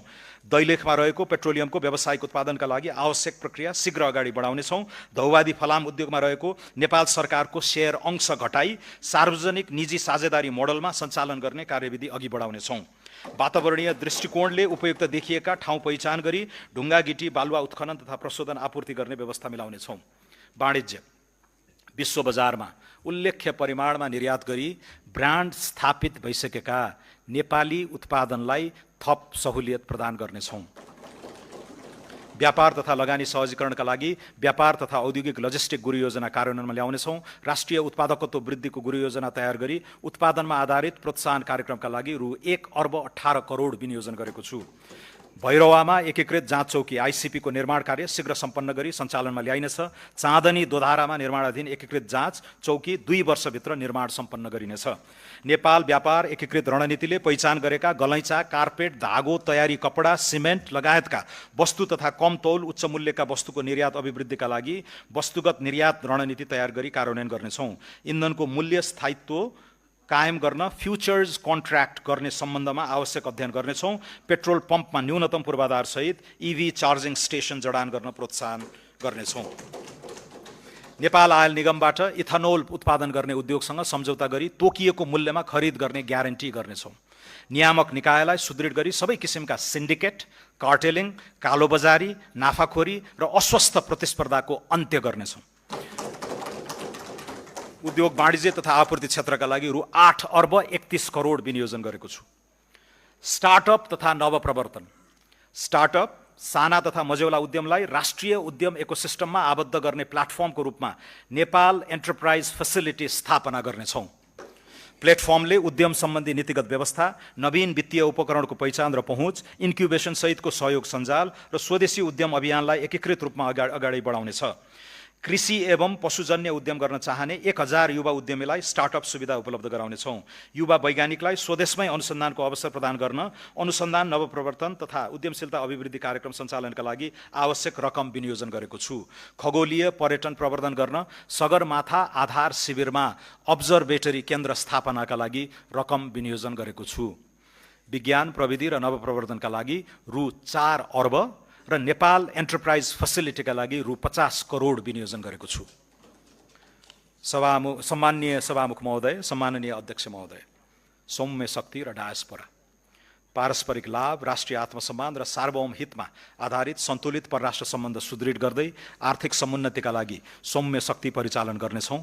आर्थिक कूटनीति, सांस्कृतिक पहिचान, प्रविधि तथा पर्यटनको एकीकृत उपयोग मार्फत नेपालको अन्तर्राष्ट्रिय उपस्थिति, विश्वसनीयता र प्रभाव विस्तार गर्नेछौँ। संयुक्त राष्ट्र सङ्घ लगायत अन्य बहुपक्षीय तथा क्षेत्रीय मञ्चहरूमा नेपालको भूमिकालाई सशक्त बनाउनेछौँ।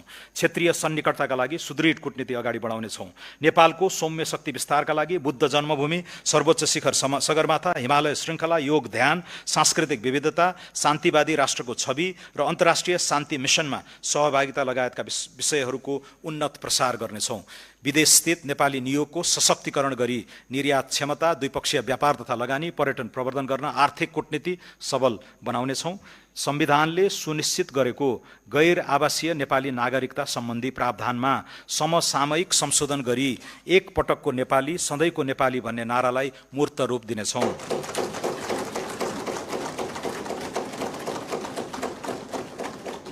गैर आवासीय नेपालीलाई सबै किसिमका आर्थिक, सामाजिक तथा सांस्कृतिक अधिकार प्रदान गरी राष्ट्र निर्माणको मूल अभियानमा समावेश गर्नेछौँ। बैंकिङ क्षेत्र, बैंक तथा वित्तीय संस्था सम्बन्धी ऐन, बैंकिङ कसुर तथा सजाय ऐनमा समयानुकूल संशोधन गर्नेछौँ। विपन्न तथा साना किसानका लागि कर्जा तथा पशुधन कार्यक्रम साना किसान विकास लघुवित्त वित्तीय संस्था मार्फत सञ्चालन गर्न रकम विनियोजन गरेको छु।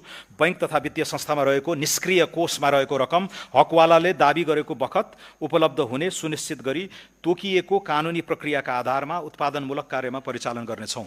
वाणिज्य बैंक तथा भुक्तानी सम्बन्धी काम गर्ने संस्थाले अन्तर्राष्ट्रिय भुक्तानी नेटवर्कसँग सम्झौता गर्न सक्ने गरी राष्ट्रिय तथा अन्तर्राष्ट्रिय पेमेन्ट एग्रिगेटर तथा नेसनल पेमेन्ट स्विचलाई प्रभावकारी बनाउनेछौँ।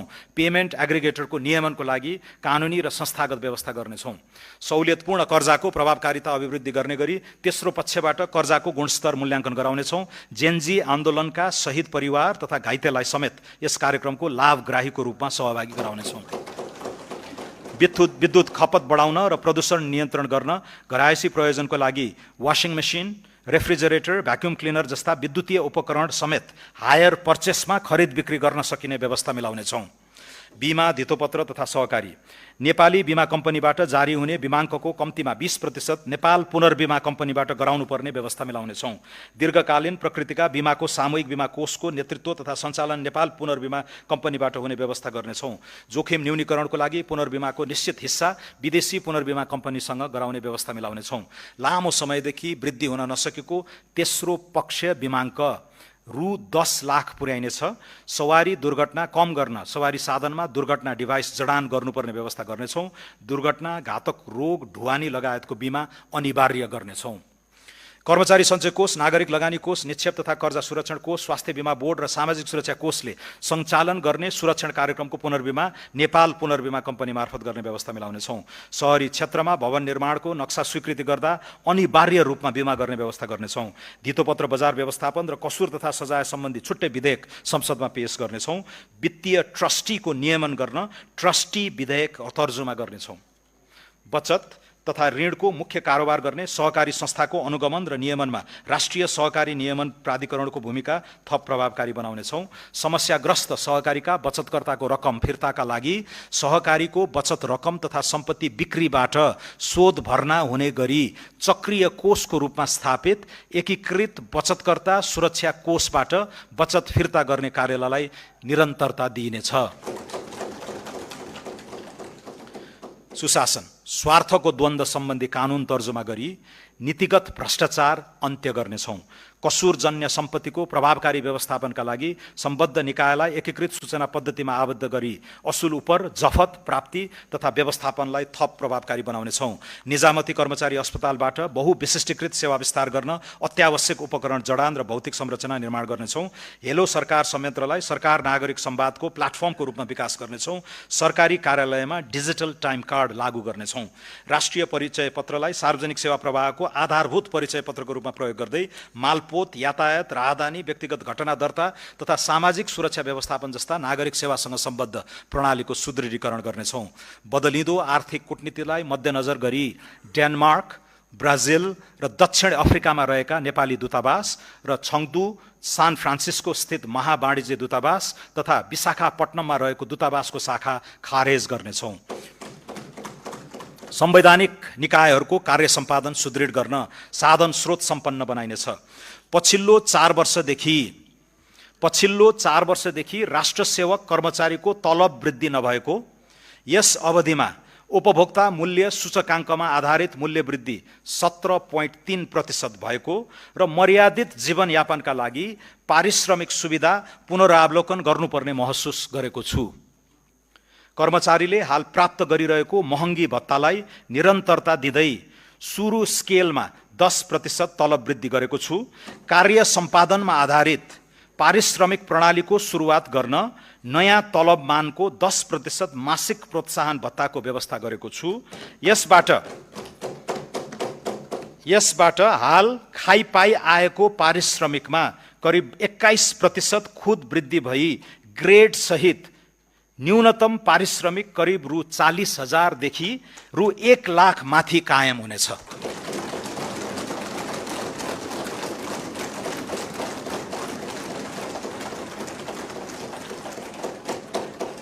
नयाँ तलब स्केल सम्बत 2083 साउन 1 गतेदेखि लागू हुनेछ। कानुनी शासन र राष्ट्रिय सुरक्षा। न्याय प्रणालीलाई छरितो र प्रभावकारी बनाउन सूचना प्रविधिको अधिकतम उपयोग गरी विद्युतीय अदालत व्यवस्थापन प्रणाली विस्तार गर्नेछौँ।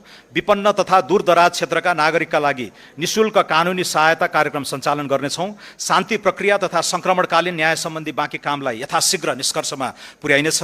राष्ट्रिय सुरक्षा नीति 2075 को पुनरावलोकन गर्नेछौँ। नेपाली सेनाका जवानहरूको आवास स्तरोन्नति कार्यक्रमलाई निरन्तरता दिँदै रु 2 अर्ब विनियोजन गरेको छु। ऐतिहासिक गढी र किल्ला संरक्षण गरी पर्यटनसँग आबद्ध गर्नेछौँ। नेपाल प्रहरीको अनुसन्धान र अभियोजन प्रक्रियालाई प्रभावकारी बनाउन प्रविधिको प्रयोगमा जोड दिनेछौँ। विधि विज्ञान प्रयोगशाला, अनुसन्धानमा कृत्रिम बुद्धिमत्ताको प्रयोग तथा भौतिक पूर्वाधार विकासमा लगानी वृद्धि गर्नेछौँ।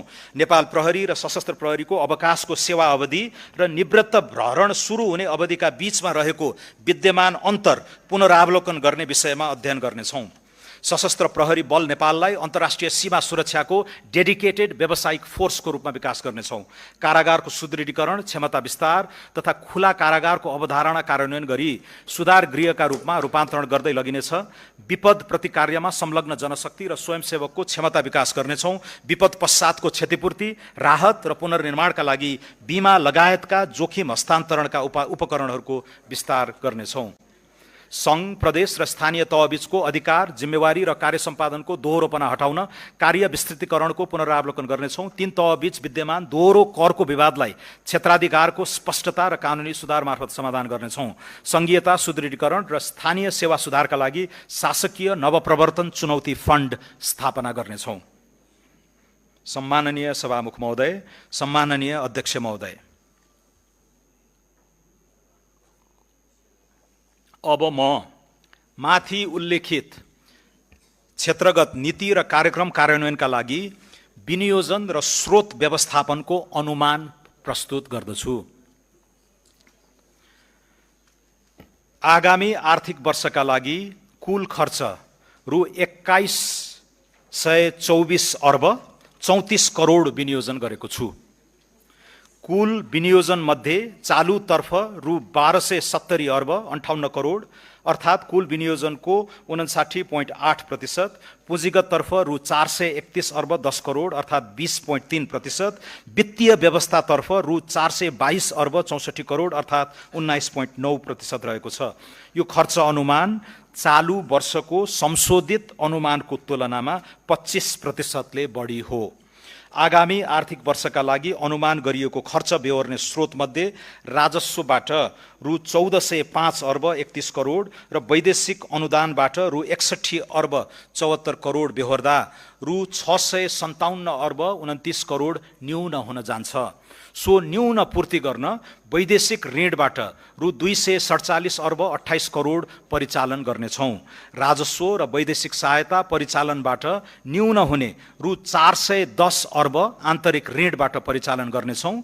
आगामी आर्थिक वर्ष रु 245 अर्ब 89 करोड आन्तरिक ऋणको सावा भुक्तानी हुने हुँदा खुद रु 164 अर्ब 11 करोड मात्र आन्तरिक ऋण परिचालन हुनेछ। अब नेपालको संविधानको धारा 60 अनुसार वित्तीय हस्तान्तरण सम्बन्धी विवरण पेश गर्दछु।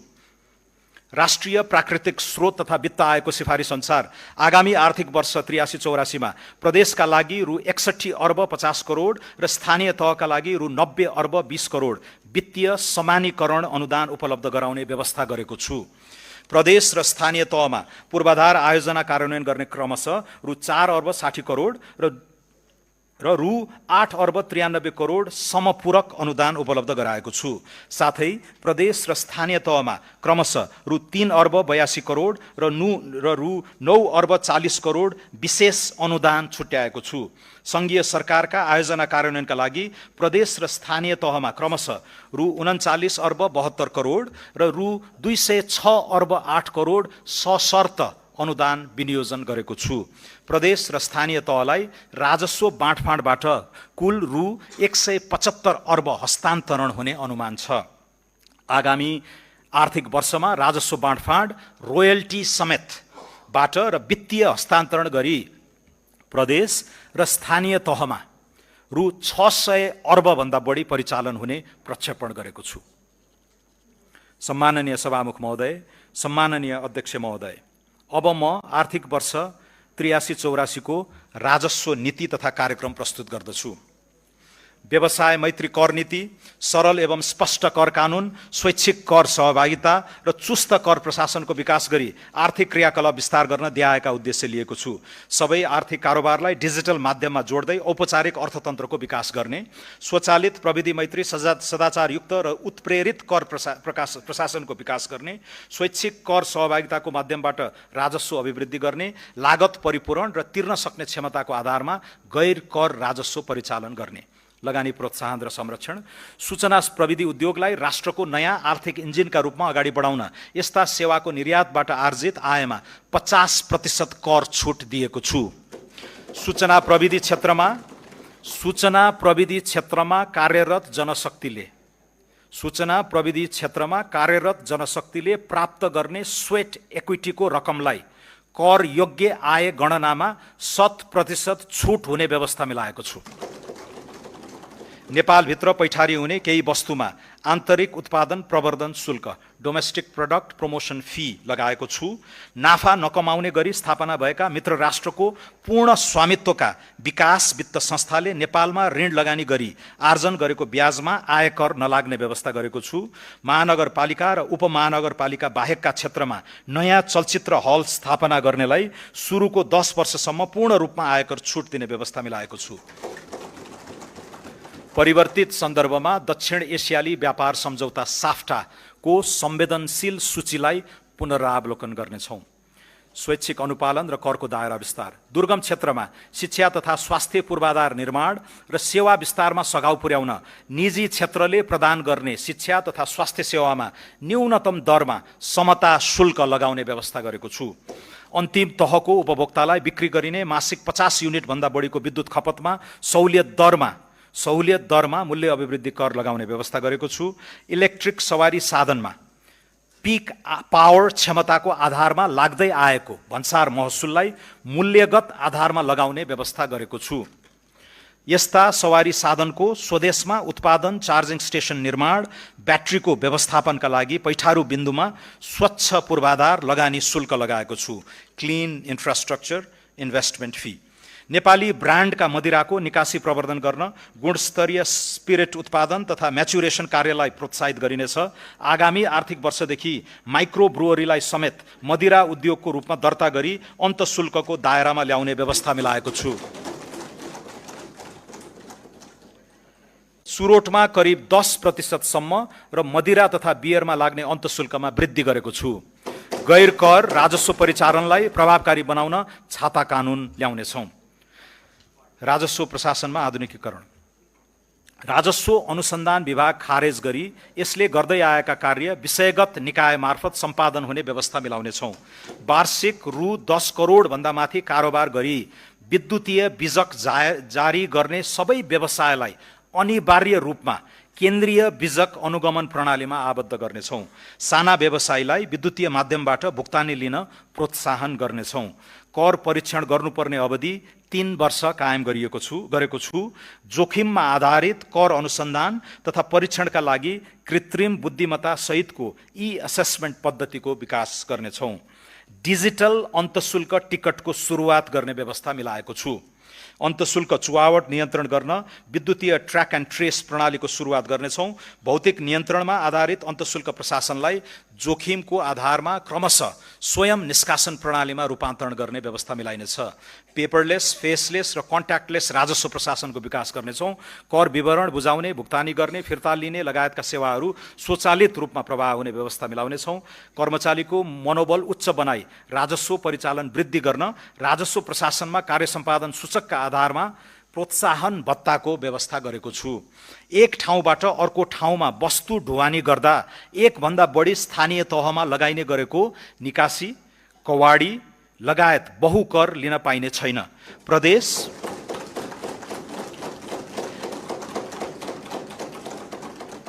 प्रदेश र स्थानीय तहका कर भुक्तानी गर्दा स्थायी लेखा नम्बर खुलाउनु पर्ने व्यवस्था गर्नेछौँ। असल व्यवसायीको सम्मान एवं व्यापार सहजीकरणको लागि अथोराइज्ड बिजनेस पर्सनको पहिचान सहित भन्सारमा ब्लू लेन मार्फत जाँच पास गर्ने व्यवस्था मिलाउनेछौँ। कारोबार मूल्यमा आधारित अनलाइन भन्सार जाँच पास प्रणालीलाई थप सुदृढ, पारदर्शी र यथार्थपरक बनाउनेछौँ। भन्सार जाँच पास पछिको परीक्षण कार्यालयको पुनर्संरचना गर्नेछौँ। स्थल मार्गबाट नेपाल प्रवेश गर्ने पर्यटकको सहजीकरणका लागि सबै मूल भन्सार कार्यालयमा सवारी साधनको अस्थायी पैठारी घोषणा गर्ने र शुल्कको भुक्तानी अनलाइनबाट हुने व्यवस्था मिलाइसकेको छु। वैवाहिक पर्यटनलाई प्रोत्साहन गर्न विवाह प्रयोजनका लागि ल्याउने सामान घोषणा, धरौटी लिने र विवाह सकेर फर्कदा धरौटी फिर्ता दिने व्यवस्थालाई स्वचालित बनाउनेछौँ। पर्यटकलाई कानुन बमोजिम तोकिएको सीमाभित्र परिवर्तीय विदेशी मुद्रा ल्याउन पाउने सरल व्यवस्था गर्नेछौँ। प्रविधि मैत्री निगरानी र संयुक्त रूपमा बजार अनुगमनबाट सीमावर्ती क्षेत्रमा हुने चोरी पैठारी नियन्त्रण गर्नेछौँ। अन्तर्देशीय भन्सार प्रशासनसँग माल वस्तु आइपुग्नु अगावै सूचना आदान प्रदान गर्ने सम्झौता थप विस्तार गर्नेछौँ। कर सहुलियत, छुट तथा सुविधा। नेपालभित्र कृत्रिम हातखुट्टा र अपाङ्गता सहयोगी सामग्री उत्पादन गर्ने उद्योगको नाममा पैठारी हुने कच्चा पदार्थको आयातमा भन्सार महसुल छुट दिएको छु। आवासीय भवनको बिमा बापत अधिकतम 10,000 रुपैयाँसम्म आयकर प्रयोजनको लागि कट्टी गर्न पाउने व्यवस्था मिलाएको छु। विकास निर्माण आयोजना सञ्चालनका लागि जग्गा प्राप्ति गर्दा घर जग्गा रजिस्ट्रेसनको लागि तोकिएको सरकारी मूल्याङ्कनसम्मको रकममा पुँजीगत लाभ कर नलाग्ने व्यवस्था गरेको छु। कृषि प्रशोधन उद्योगमा पहिलो 10 वर्षको आयकर पूर्ण रूपमा छुट र कोल्ड स्टोर, प्याकेजिङ तथा टेस्टिङ ल्याब सहितका मेसिनरी उपकरणको आयातमा लाग्ने मूल्य अभिवृद्धि कर छुट हुने व्यवस्था मिलाएको छु। कर परिपालना गर्ने करदातालाई उच्च सम्मान, सुविधा र कार्यप्रणालीमा सरलीकरण गरिनेछ। सम्माननीय सभामुख महोदय, सम्माननीय अध्यक्ष महोदय, आर्थिक वर्ष 2081-82 को यथार्थ खर्च, चालू आर्थिक वर्ष 2082-83 को संशोधित अनुमान र आगामी आर्थिक वर्ष 2083-84 को स्रोत सहितको व्यय अनुमान यसै साथ पेश गरेको छु। अनुमानित आय व्ययको विवरण अनुसूचीमा उल्लेख गरेको छु। दात्री राष्ट्र र निकायबाट प्राप्त हुने प्राविधिक सहायता र अन्तर्राष्ट्रिय गैर सरकारी संस्थाबाट परिचालन हुने सहायता सम्बन्धी विवरण समेत यसै साथ पेश गरेको छु।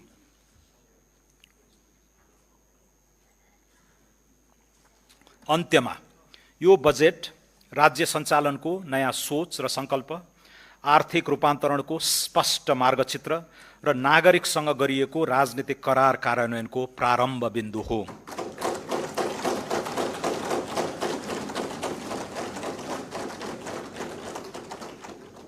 सुशासन, मध्यम वर्गको उदय, उत्पादनशील रोजगारी, प्रतिस्पर्धी अर्थतन्त्र र सम्मानपूर्ण जीवनको आधार निर्माण गर्ने लक्ष्यसहित प्रस्तुत यो बजेटले राज्यको भूमिकालाई नियन्त्रक र नियामक मात्र होइन, अवसरको सर्जक संस्थाका रूपमा पुनः परिभाषित गर्न खोजेको छ।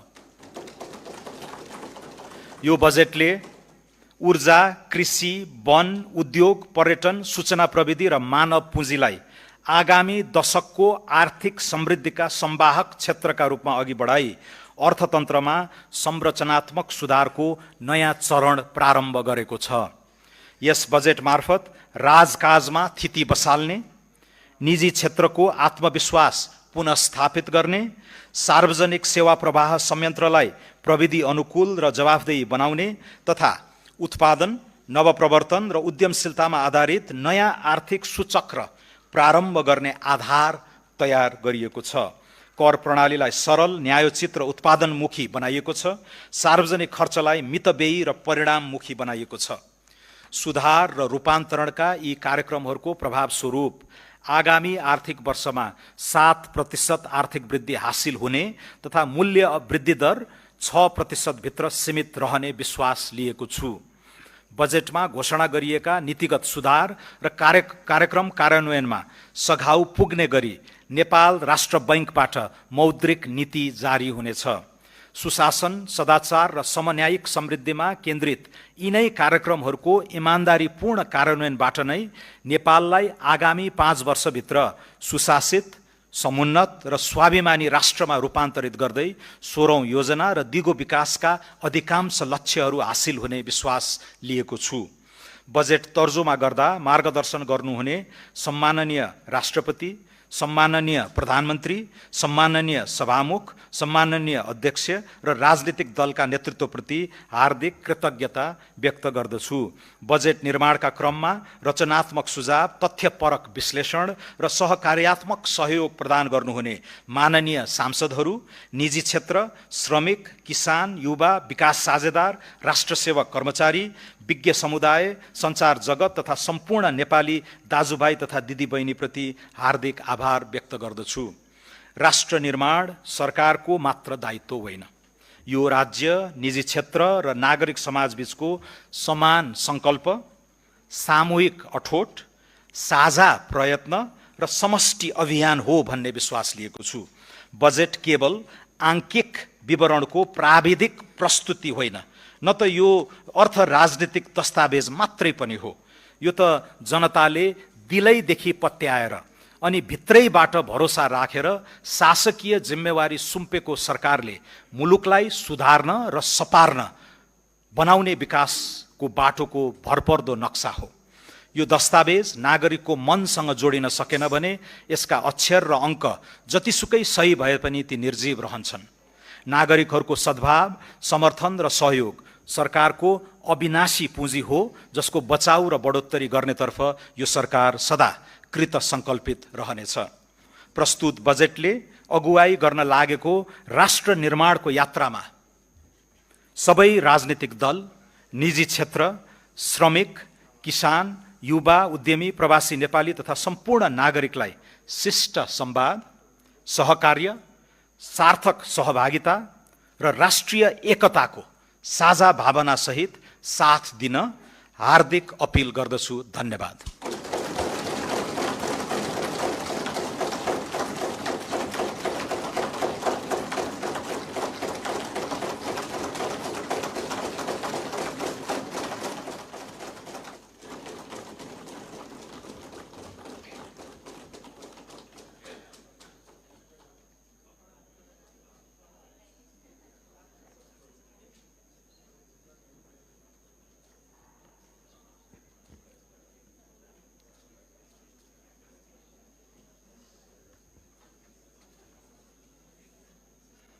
माननीय सदस्यहरू, सङ्घीय संसदको दुवै सदनको संयुक्त बैठक यहीँ स्थगित हुन्छ।